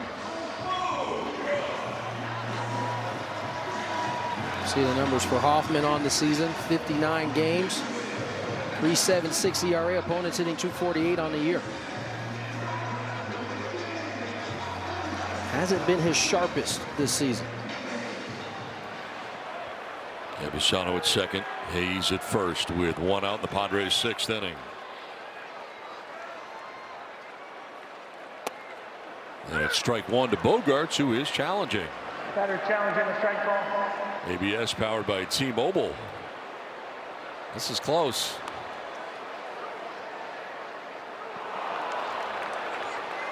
San Diego has 1 challenge remaining.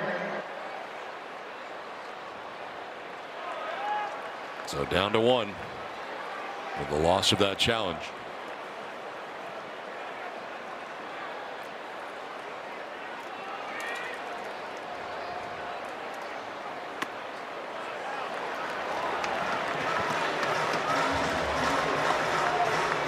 Four-pitch mix for Hoffman. Slider, four-seam split sinker. Uses the four-seam at 31%, the split at 21%.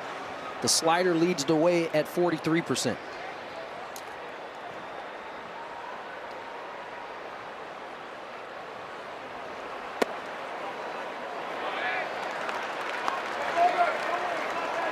There's your slider. Bogey lays off. Rengifo on deck.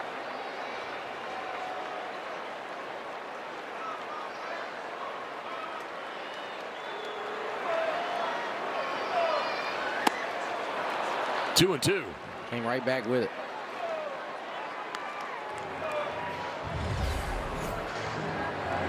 After Bogey laid off, this one's in the zone.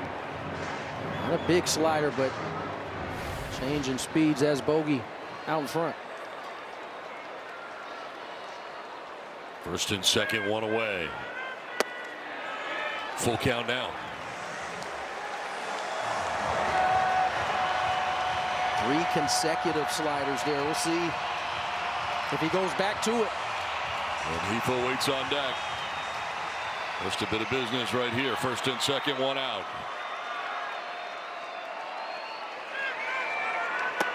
That's ball 4, and the bases are loaded. 3 walks in the inning allowed by Twins pitching.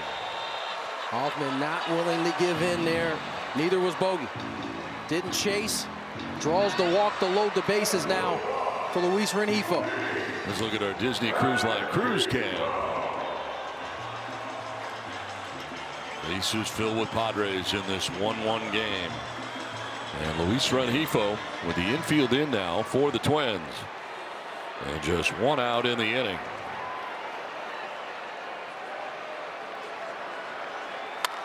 On the ground, fair ball down the right field line. From third comes Campusano. Here comes Hayes.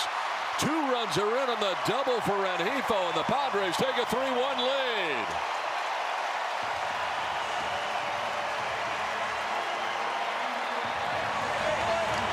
Rengifo wasting no time. Jumps on the first pitch he sees, keeps it fair. Kind of a slider right in the middle of the plate. And he doesn't hit it great, but with the infield in, it was perfect. Right down the line, picks up the double. Padres pick up 2 runs. We'll get a pinch runner in Jace Bowen for Rengifo, who gets the job done.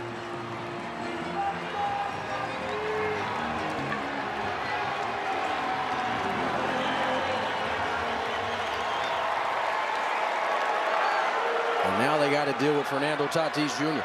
Infield still in.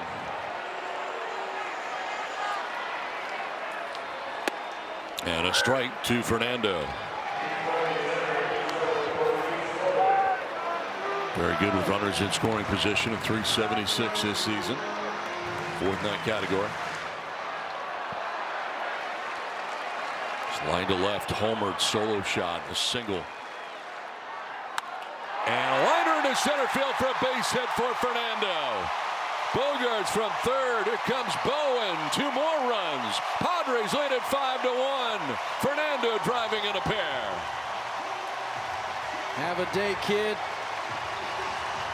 3rd RBI of the ball game. And the weakest of the 3 knocks today. Soggy slider just kind of gets in on him. But it's true up the middle. Padres pick up 2 more.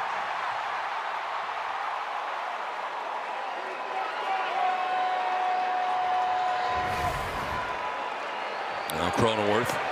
Fernando goes. The throw will be late.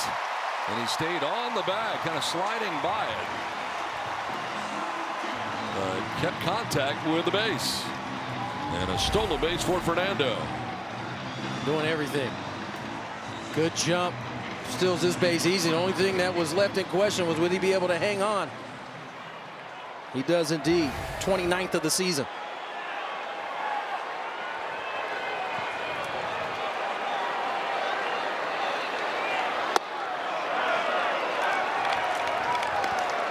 Padres stolen base is presented by Uber Eats. Use code PadresSteal for $10 off your next order of $15 or more. Terms apply while supplies last. See app for details.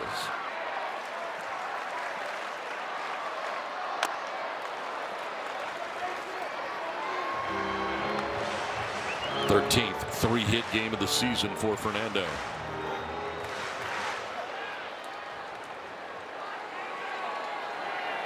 This game was tied 1-1 coming into this, the last of the sixth inning. A 4-run inning, and the Padres have a 5-1 lead, looking to add on. Still just one out in the inning. Cronenworth to the shortstop Culpepper. He'll go to first for the second out as Fernando takes third. The ball took a nasty hop there, but Culpepper able to stay with it. They get Cronenworth at first. Toddy moves up 90 feet.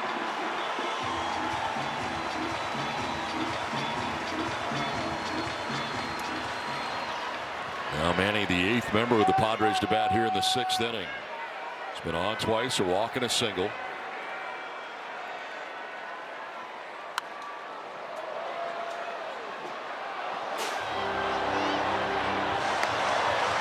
He's gotten away with a couple hanging breaking balls to Manny. He's fouled both of them back. Got a couple home runs off Hoffman in the 14 plate appearances.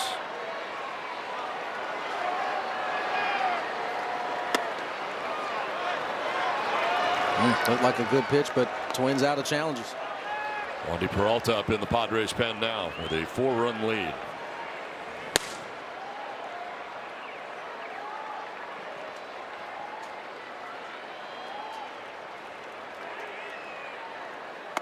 Swing and a miss, 1-2. Slider that time from Hoffman. Didn't quite slud. Just kind of stayed up there spinning. I think Manny was expecting it to break down. It didn't. Hoffman moves ahead 1-2. So Twins pitching with 3 walks in the inning. They've all scored.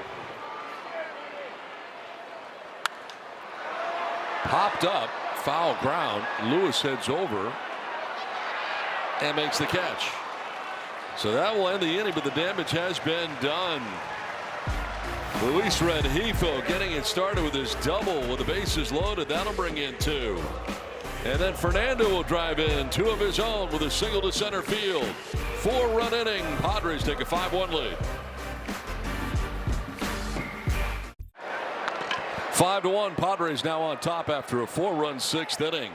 Padres members can now renew their 2027 season ticket membership to lock in the best value and access for next season. Learn more or renew today by visiting Padres.com/2027 renewal.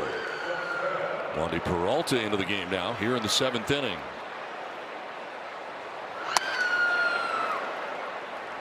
Bell turns around to bat from the right side. Look at the numbers for Peralta. 55th appearance, 3.48 ERA. Opponents hitting .278 on the season.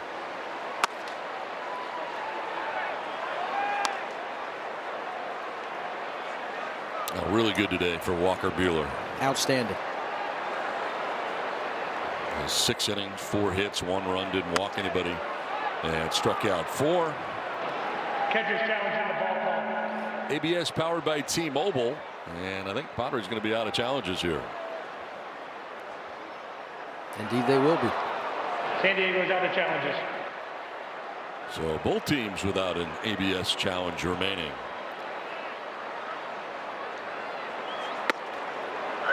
Pumps that one in there for a strike. To your point, the no walks, I think, was the thing for Walker today. He had excellent sinker command.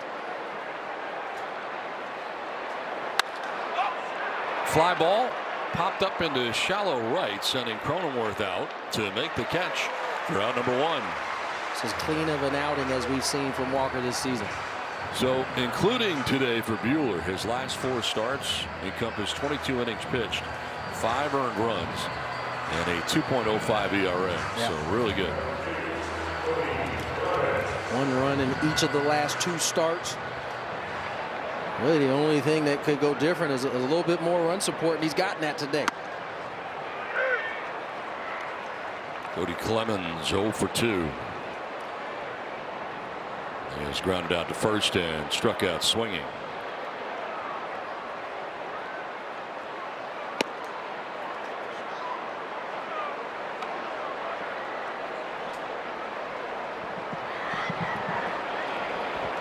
Chase Bowen, by the way, pinch ran and stays in the game defensively for Rengifo in left.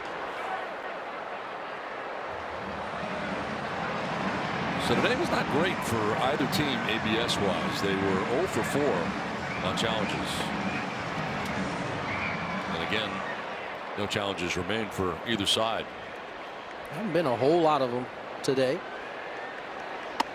No, just the 4 that they missed. But they were 0 for 4.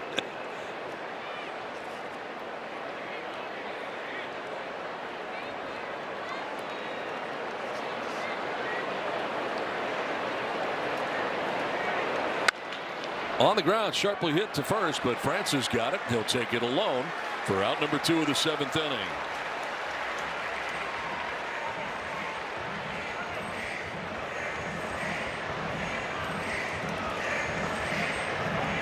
Six in a row now retired by Padres pitching. Today's attendance 40,103, 40,103. It is, yes, another sellout.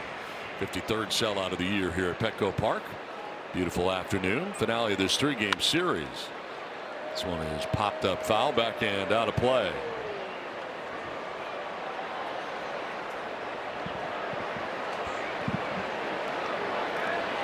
Beautiful Sunday afternoon on this Military Sunday in San Diego. Padres trying to make it a clean sweep of the Twins.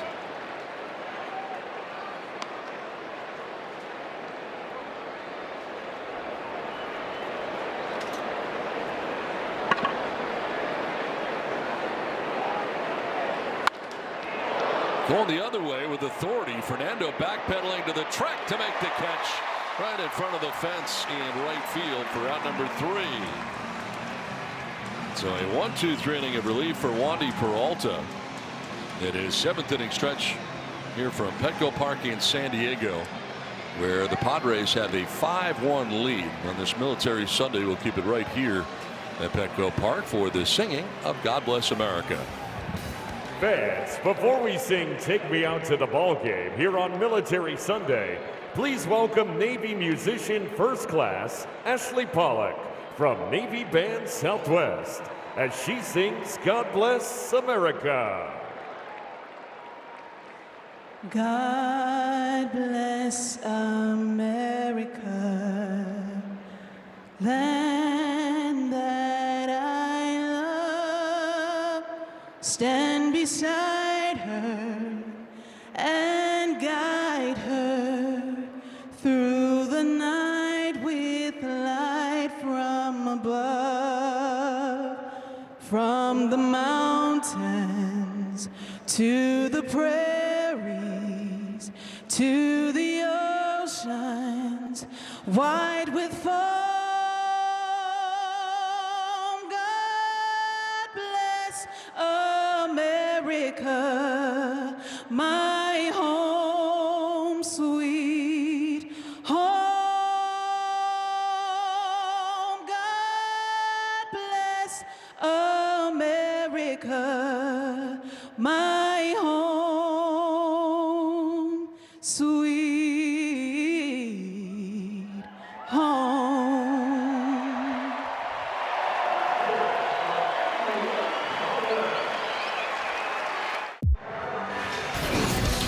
Well, coming up next as part of this 2-team homestand, the Padres will face the Pittsburgh Pirates.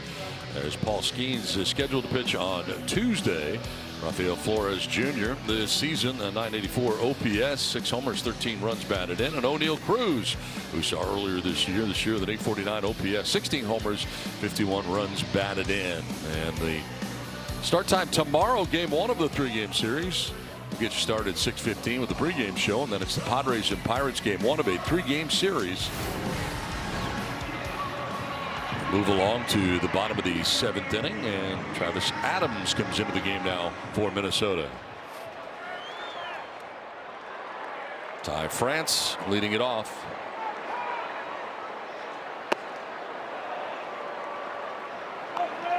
Look at the numbers for Adams on the season. 31st appearance, 3-0 with a 5.49 ERA. Opponent's hitting .252 on the season.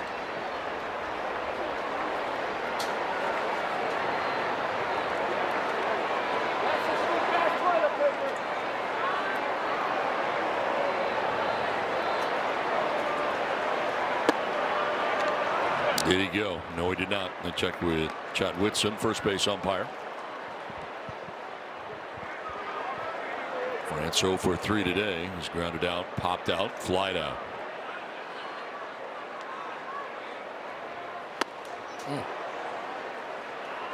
I got loose there. Four-seam heater 2-0. This is getting off your A swing right here. A little bit underneath it. Moves the count to 2-1.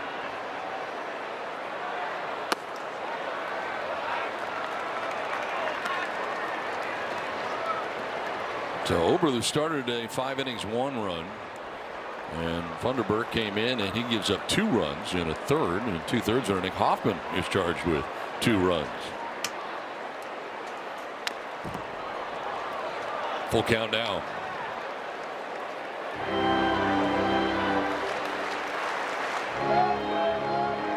Ty France will be followed by Jackson Merrill, Luis Campusano as part of this Padres 7th inning. On top by 4, 5-1.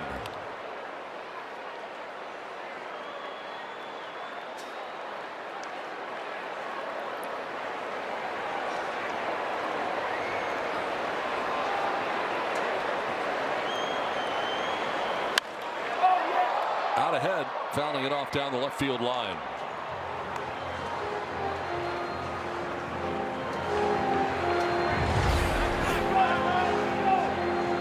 Cement mixer. Ty was just a hair out in front of. That kind of screamed, hit me.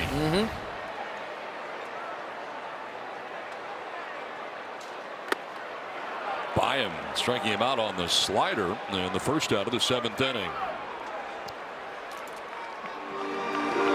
I don't know that slider was any better, but he found a way to get it by. Another one just kind of spinning in the middle of the plate. And Ty underneath it for the punch. So 1 down here in the 7th inning. And that'll bring up Jackson Merrill. 0 for 3 on the day. High drive, deep right field. There's some Merrill madness. 21st home run of the year for Jackson. Padres up their lead to 6-1. That was not a cheapie by any stretch. This ball almost gets into that second section of seats in right field. 414 out to right. This ball got out in a hurry.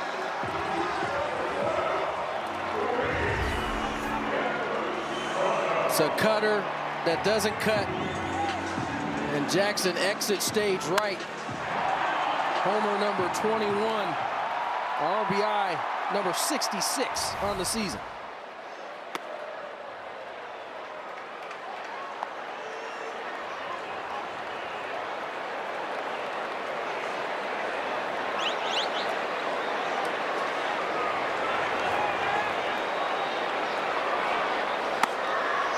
Inside to Campusano, falling behind 2-0.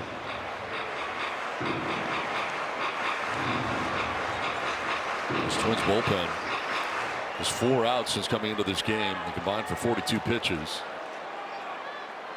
Not been effective. And coming into a game that was tied 1-1.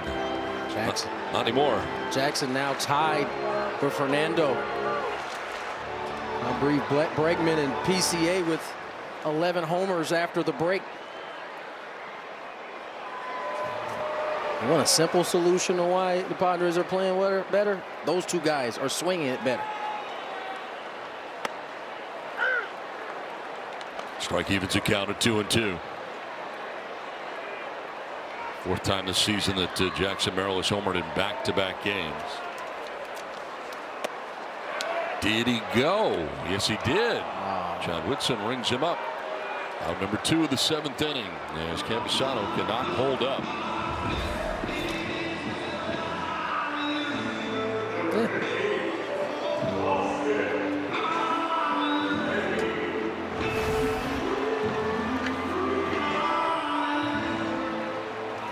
2 down, and here is Austin Hayes. Pinch hit for Gavin Sheets in the DH spot in the 6th inning. He walked and would come around to score the 3rd Padres run. Coming off the bench.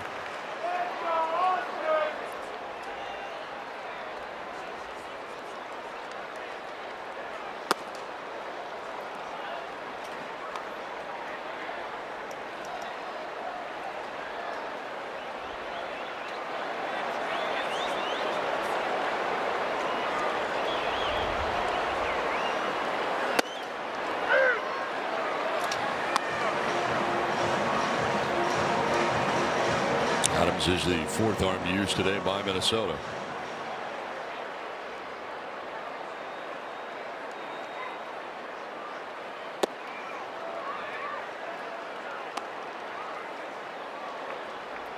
I feel pretty much straight away on Hayes. Now Buxton a step or 2 towards right center. And a full count for Austin Hayes.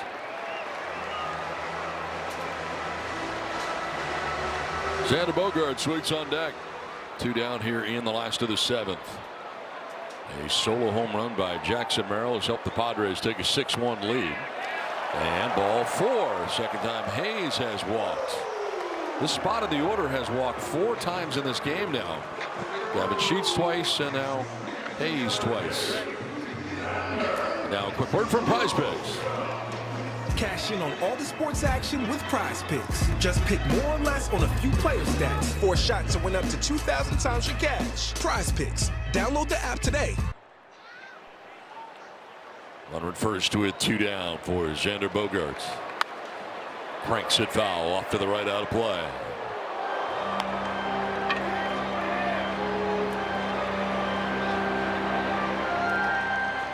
Pitches in the inning here so far for Travis Adams, the Twins reliever.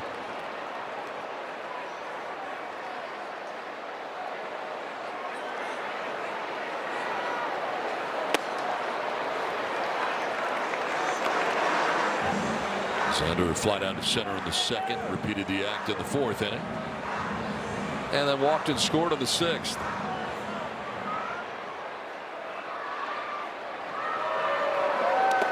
That one gets away, and Hayes will head to second base.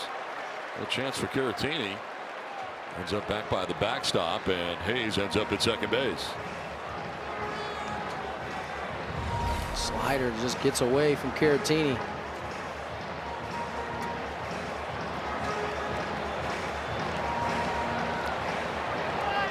Twins pitchers have allowed 7 walks today. It's not their season high. 9 is.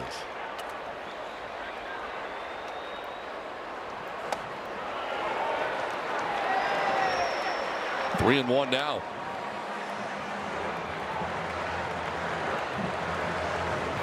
Jeopardy of adding to that total, getting closer to the season high. Chase Bowen waits on deck. Has not yet batted in this game. Pitch ran in the 6th inning. As the pitch in there for a strike to Bogaerts makes it full 3-2.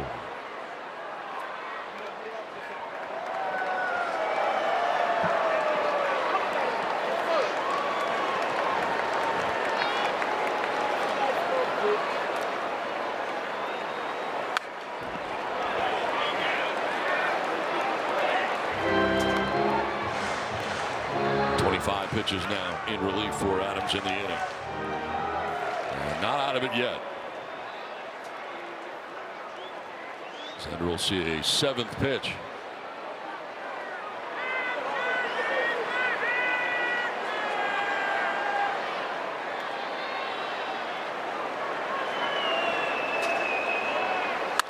And it's lined and explodes by Culpepper into left center.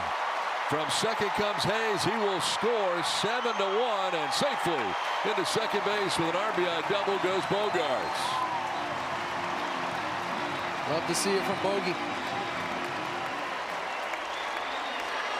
Got the 3-2 cutter up. Looked like it may have been even off the plate, but Bogey laces this ball. Hits it by Culpepper. Picks up the RBI. picks up his 13th double of the season. Padres expand the lead to 6-1.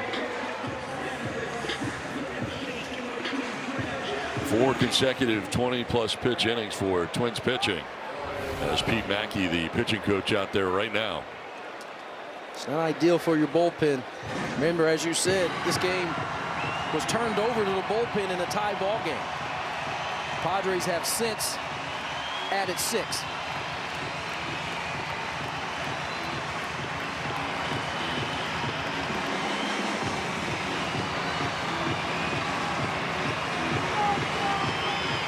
So 2 down, Bogarts at second base. 2 runs in, and here is Chase Bowen at the plate for the first time in this game.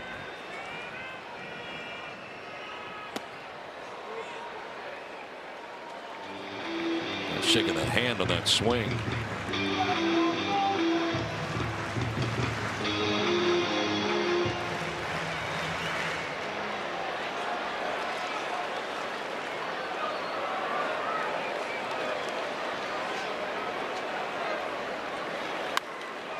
Fouled off to the right, out of play.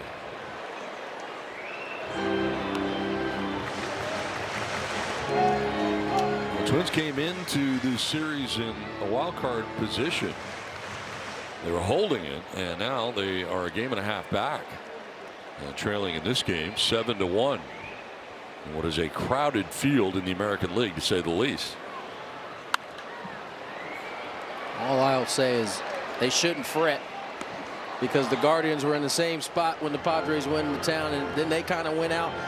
Nobody wants to run and hide in that American League wild card race, it seems like. A lot of parity in the American League this year. And so although it's looking bleak here in this 3-game set, that can change quickly. A lot of baseball left, too. As you saw Taylor Rogers up in the pen for the Twins.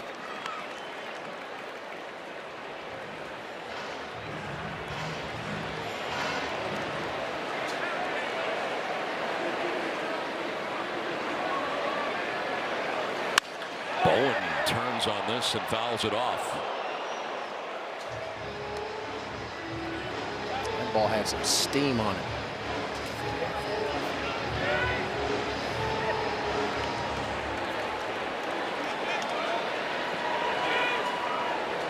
You mentioned the Guardians. They have a 7-2 lead today against the Rockies. They're about to sweep them in that series. So they've been playing good baseball while the Twins have not. This one grounded foul. Twins came into this series in second place, right behind the White Sox. And Guardians have swept. Twins on the cusp of being swept.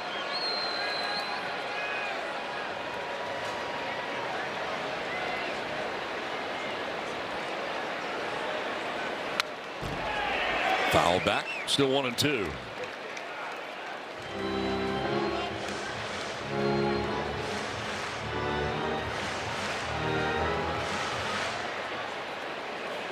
Back-to-back 30-plus pitch innings for this Twins pen. Pitch 34 of this inning coming up for Travis Adams. And it's chopped left side. Lee, the third baseman, on the run and in time to get the speedy Bowen to end the inning. A 2-run inning for the Padres, and it was started by Jackson Merrill, his 21st home run of the year. Padres have added on. It's getting late. 7-1 San Diego.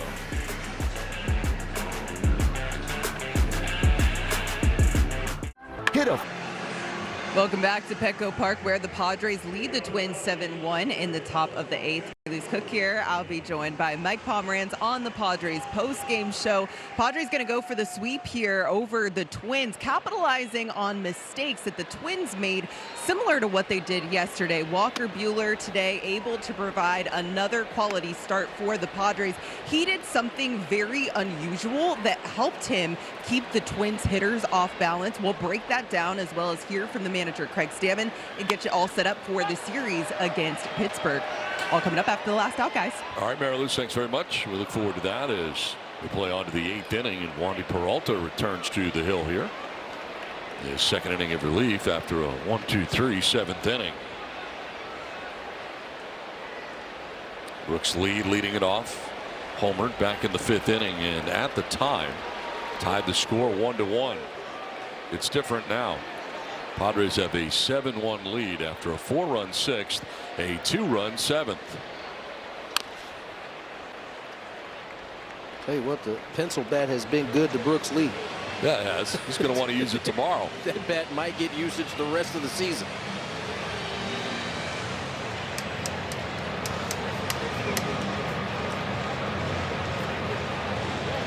With the big eraser. Oversized. Right. Extra large eraser.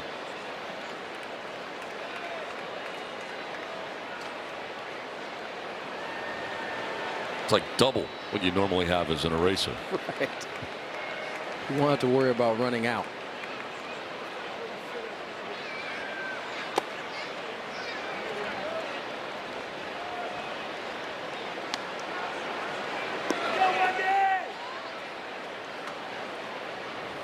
Alan Rodin waits on deck here for the Twins.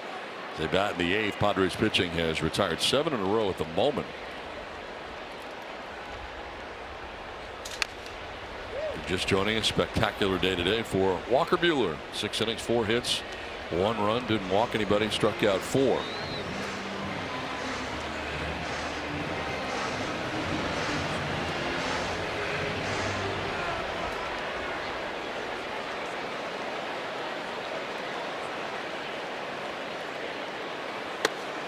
Swing and a miss, and he struck him out. First strikeout for Wandy Peralta since coming in. First out of the 8th inning. Like the change up there. Indeed. Pulls the string, and Lee out in front for the punching.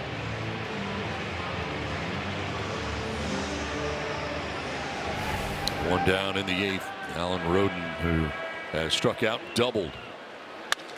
It's a base hit into right center field. His second hit of the day. First start of the series.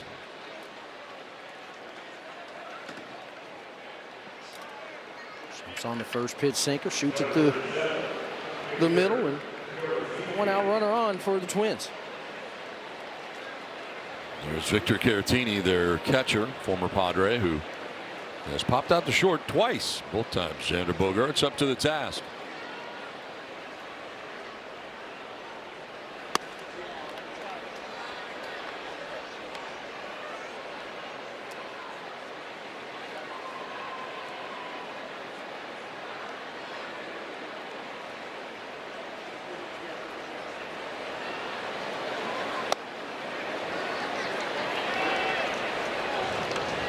Now it's time for the top pitch speeds powered by Snapdragon.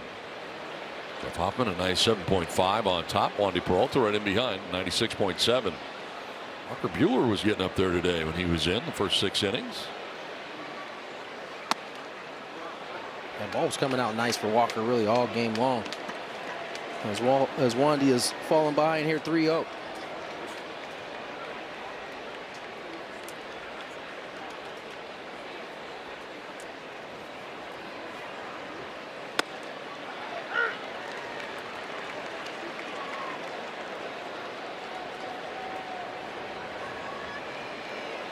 Culpepper waits on deck.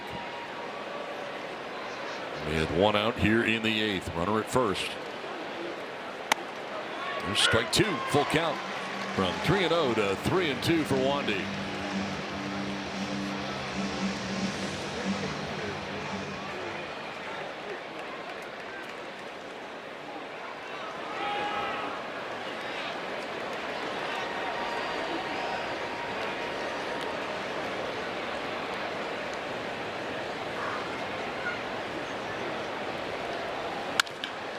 Left side, and it's Manny Machado to second for 1, on to first for 2.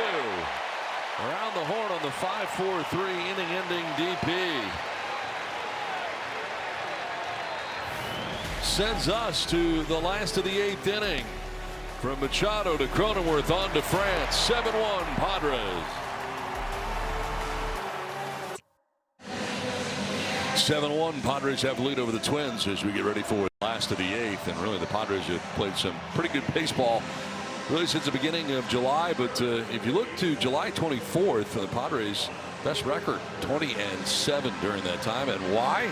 largely because of their offense that has been really clicking at all cylinders. Take a look at that post All-Star break where they rank runs per game up over 5, first in batting average at 273, 5th in home runs, 2nd in OPS, 4th in strikeout percentage, and it's been quite a turnaround here offensively. I mean, aside from the injured rotation, that's really the thing that you've been waiting on all season, is this offense to come around, and they picked a great time to pick it up, that's for sure. Fernando leading it off, a 3-hit day already.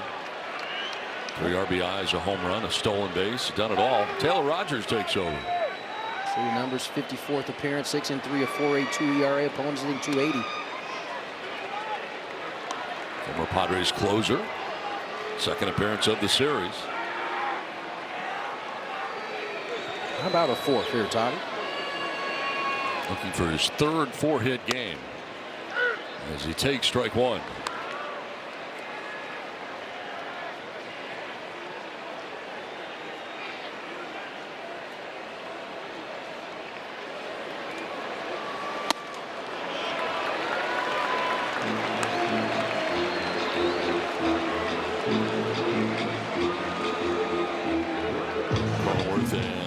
To follow. Here is the Padres bat in the last of the 8th, on top by 6. To left field. Roden going back. It's going to be over his head and gone. 2nd home run of the day, Fernando. 17th of the year. Padres take an 8-1 lead. Line drive will work out of the yard. Junior. Fernando Tatis Jr. 108. A laser beam out the left. This guy is unbelievable. 2-3 putting on another show. A little breaking ball that ends up middle of the plate and down, and this is just a buggy whip job. Scissors out to left.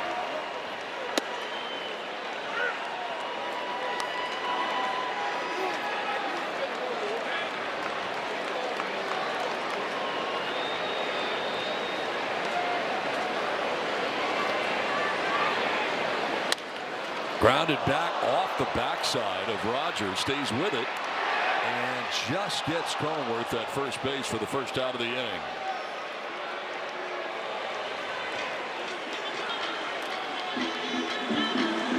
No challenge, and they get a check on Rogers. No, he waved him off as we look at the home run once again for Fernando. Sitting alone now at the top of the home run list since the break.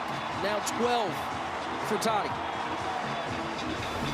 15th career multi-home run game for Fernando. 12th career 4-hit game for Fernando.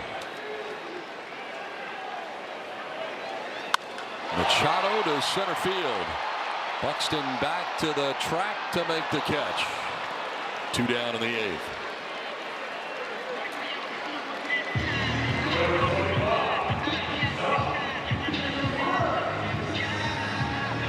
They'll bring up Ty France. Ty looking to scratch for the first time this afternoon. 0 for 4 coming into this AB. Very unusual for him not to be in the mix.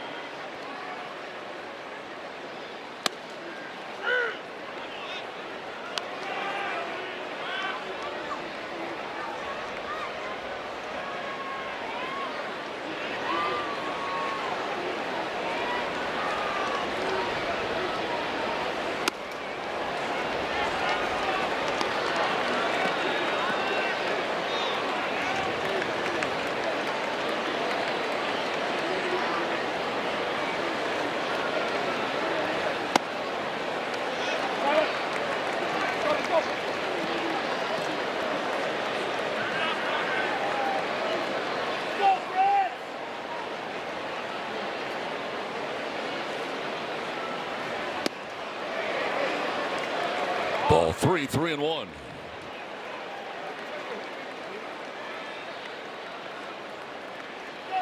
Jackson Merrill waits on deck with 2 down.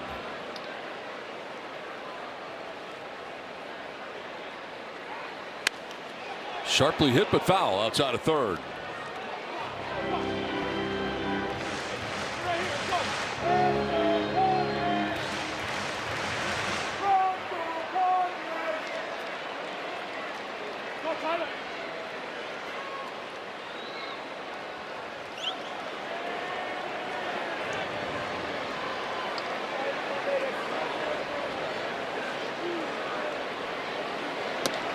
Down and in, missing for ball 4, and down to first with a free pass goes Ty France. Well, earlier today in Philadelphia with the Cardinals on top, Kyle Schwarber will walk it off. 2-run home run in the 9th inning. The Phillies down the Cardinals 6-4, the final there. And the Phillies coming from behind to grab that win, walk-off style for Schwarber. In on the hands and popped up foul off the left side, and Lee will make the catch to end the inning. Now the Padres had a run on the home run by Fernando. 8-1 San Diego. Right now, on this Military Sunday in San Diego, nothing like it anywhere else in Major League Baseball. Now he straightens this out down the left field line. Gone!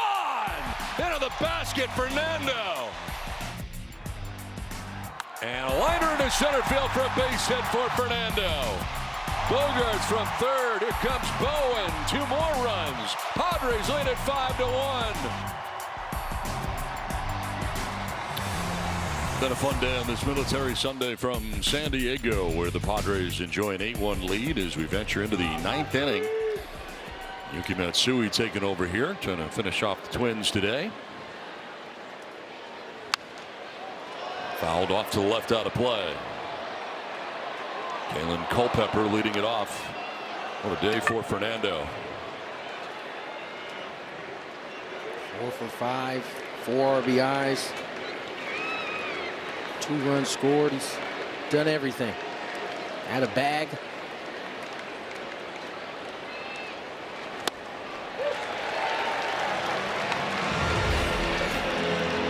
As he came out after his second home run, acknowledging the crowd. They acknowledge him back as he takes his spot in right field.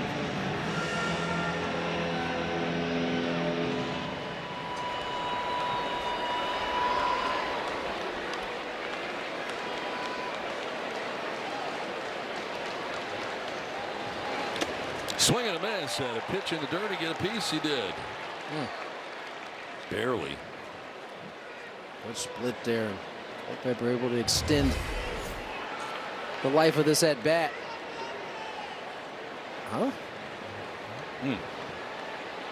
Tough to see contact there, but maybe he heard it. Yeah, maybe. We'll do it again 0-2. To left center and in for a base hit for Culpepper.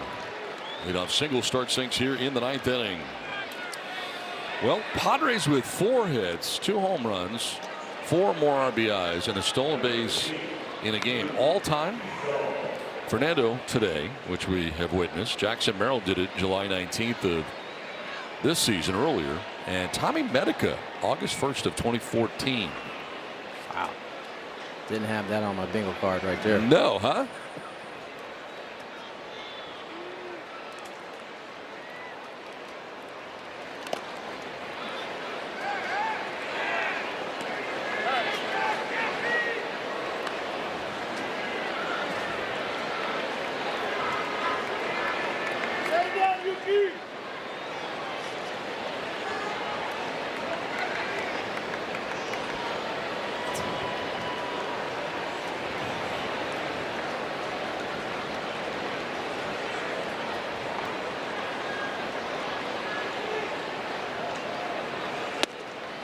And there for the strike to even the count of 1-1.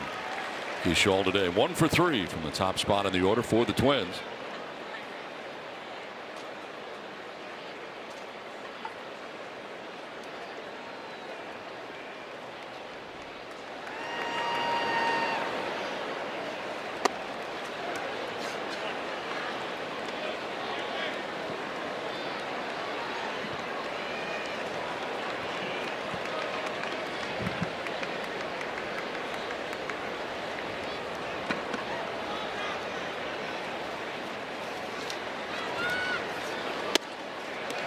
Strike 2. Ryan Kreidler has come out on deck. He would pinch hit for Byron Buxton.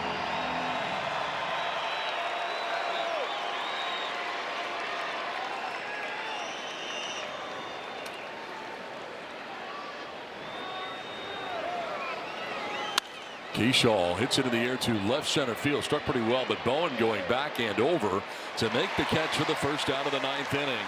And back to first goes Culpepper. One down in the 9th. Look to be a little bit out in front of the heater. Bowen able to track it down in left center for out number 1.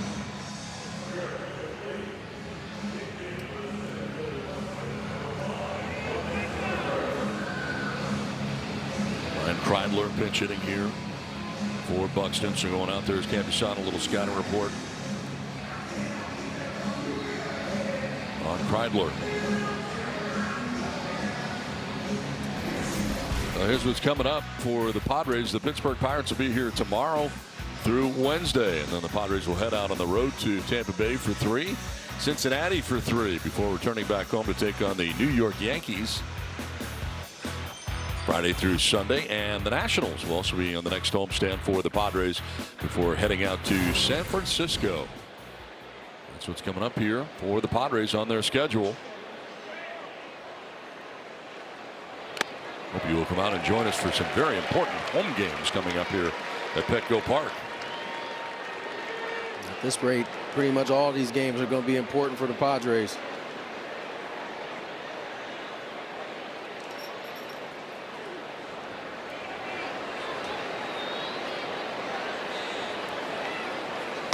Swing and a miss, just weaving at that splitter from Matsui. Saw the Phillies come back from 4 runs down in the 9th with 2 outs. Diamondbacks have now moved ahead of the Reds, and the Reds were up 3-0 in that ball game. None of these teams that are in it going away.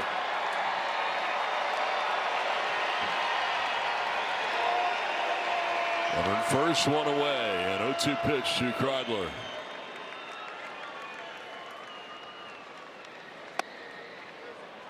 Downstairs for ball 1. Wandy Peralta, by the way, the middleman of the 3 arms used in this game by San Diego. There's 2 innings, 1 hit, no runs. Didn't walk anybody, struck out 1.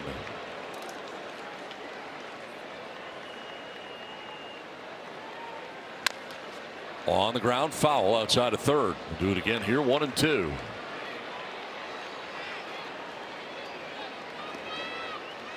Twins are headed to Sacramento after the ball game to take on the A's. Padres remain home, as we just showed you, to take on the Pittsburgh Pirates beginning tomorrow night.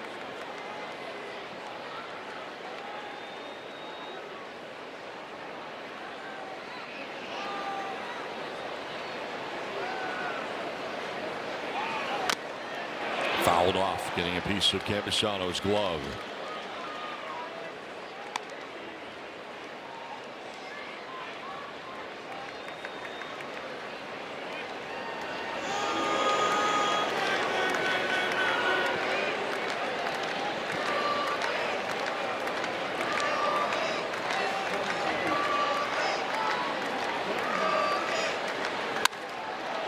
To left field, Bowen back a step, in a step for out number 2 of the 9th inning. Split off the end. Can of corn for Jace Bowen.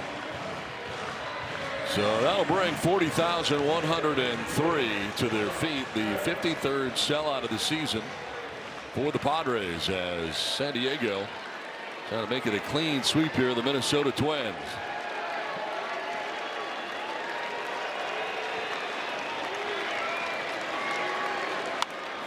Fights it off foul for strike 1 for Josh Bell.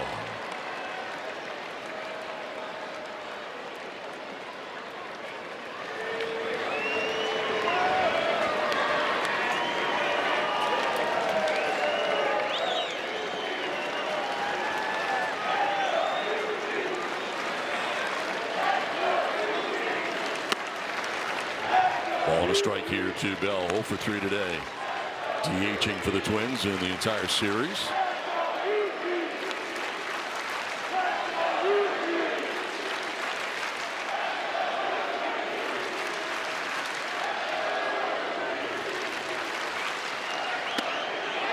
Strike 2. For the faithful, stand as one at Petco Park in San Diego.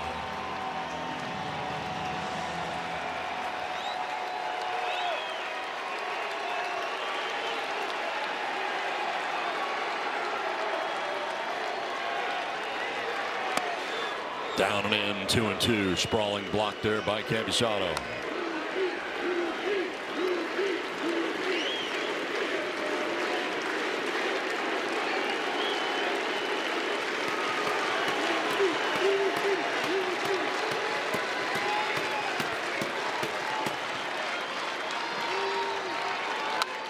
Stays alive, carving it foul to the screen.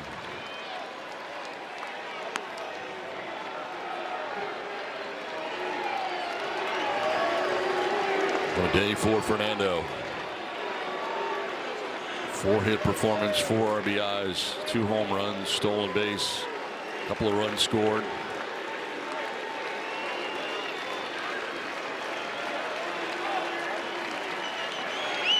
Swing and a miss. He struck him out. The Padres win. They sweep the Minnesota Twins out of town. This game was tied 1-1 going into the 6th inning, but the Padres get 4 in the 6th, 2 in the 7th, 1 in the 8th, and go on to win this one 8-1. 7th sweep of the season for the Padres. And what a day for Fernando. This wrapped up the game. Slider. Bell strikes out, and that's the game. There's quite a game for Fernando, and a very well pitched game, by the way, by Walker Buehler. Kind of lost in all this. 6 innings, giving up just the 1 run. He was phenomenal today. Maybe one of his best outings of the year. Economical, no walks, really commanded the zone, especially the sinker. He had that rolling from pitch 1 and really set up everything else the rest of this ball game. Well, this was the day for Fernando. It was pretty amazing. It was. I mean, Toddy is right now possibly the hottest player in the league. Home runs have started to kick up. Everything coming off his bat right now is coming off at extreme velocity. That was the weakest of the 4 knocks right there. That was a 2 RBI single. Padres right now clicking on all cylinders. Specifically, Jackson and Toddy got it going right now. And the Padres just riding the wave.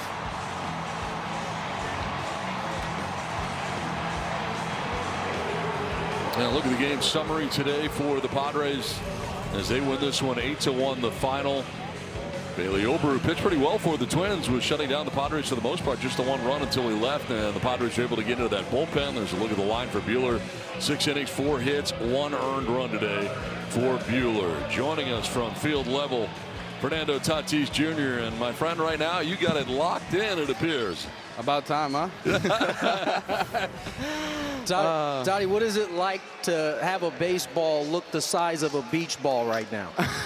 I wish it was that simple. But, man, no, just, I mean, a lot of credit to the hitting coaches over here, and just glad we're coming in the right time, and just a lot of work, a lot of hard work behind us. See, today you squared up every ball that you had hit in this game, even the one that was directly at their left fielder. It seemed like it's just one of those days where you squared them all up. I brought my driver out.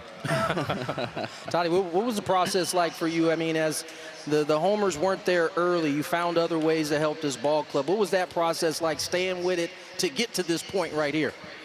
Just the trust, man. You gotta trust what you have, the ability that God had given me, and like I said earlier, just a lot of hard work behind all this, and a lot of credit to the hitting coaches. It's been, you talk about the hitting coaches. It seems that this last stretch of wins for the Padres right now, this offense has got it going all the way around. Talk a little bit about what they've been able to accomplish recently. Man, it's a really good team at bats, one behind another, and I feel like that's the key over here. We're going to strike out. We're going to put the ball in play, keep getting better at running the bases, and when you do that, it's a lot of things you can do to win ball games. Congratulations on an amazing day and what's been a great stretch. Thank you for joining us, Fernando. Thank you. Fernando Tatis Jr. joining us today. The Padres victorious 8-1 from Petco Park in San Diego. That's our final. Thank you for watching Padres Baseball, presented by Major League Baseball. For Tony Gwynn Jr. and Mariluz Cook, I'm Don Orsillo. Stay tuned for the Padres postgame show.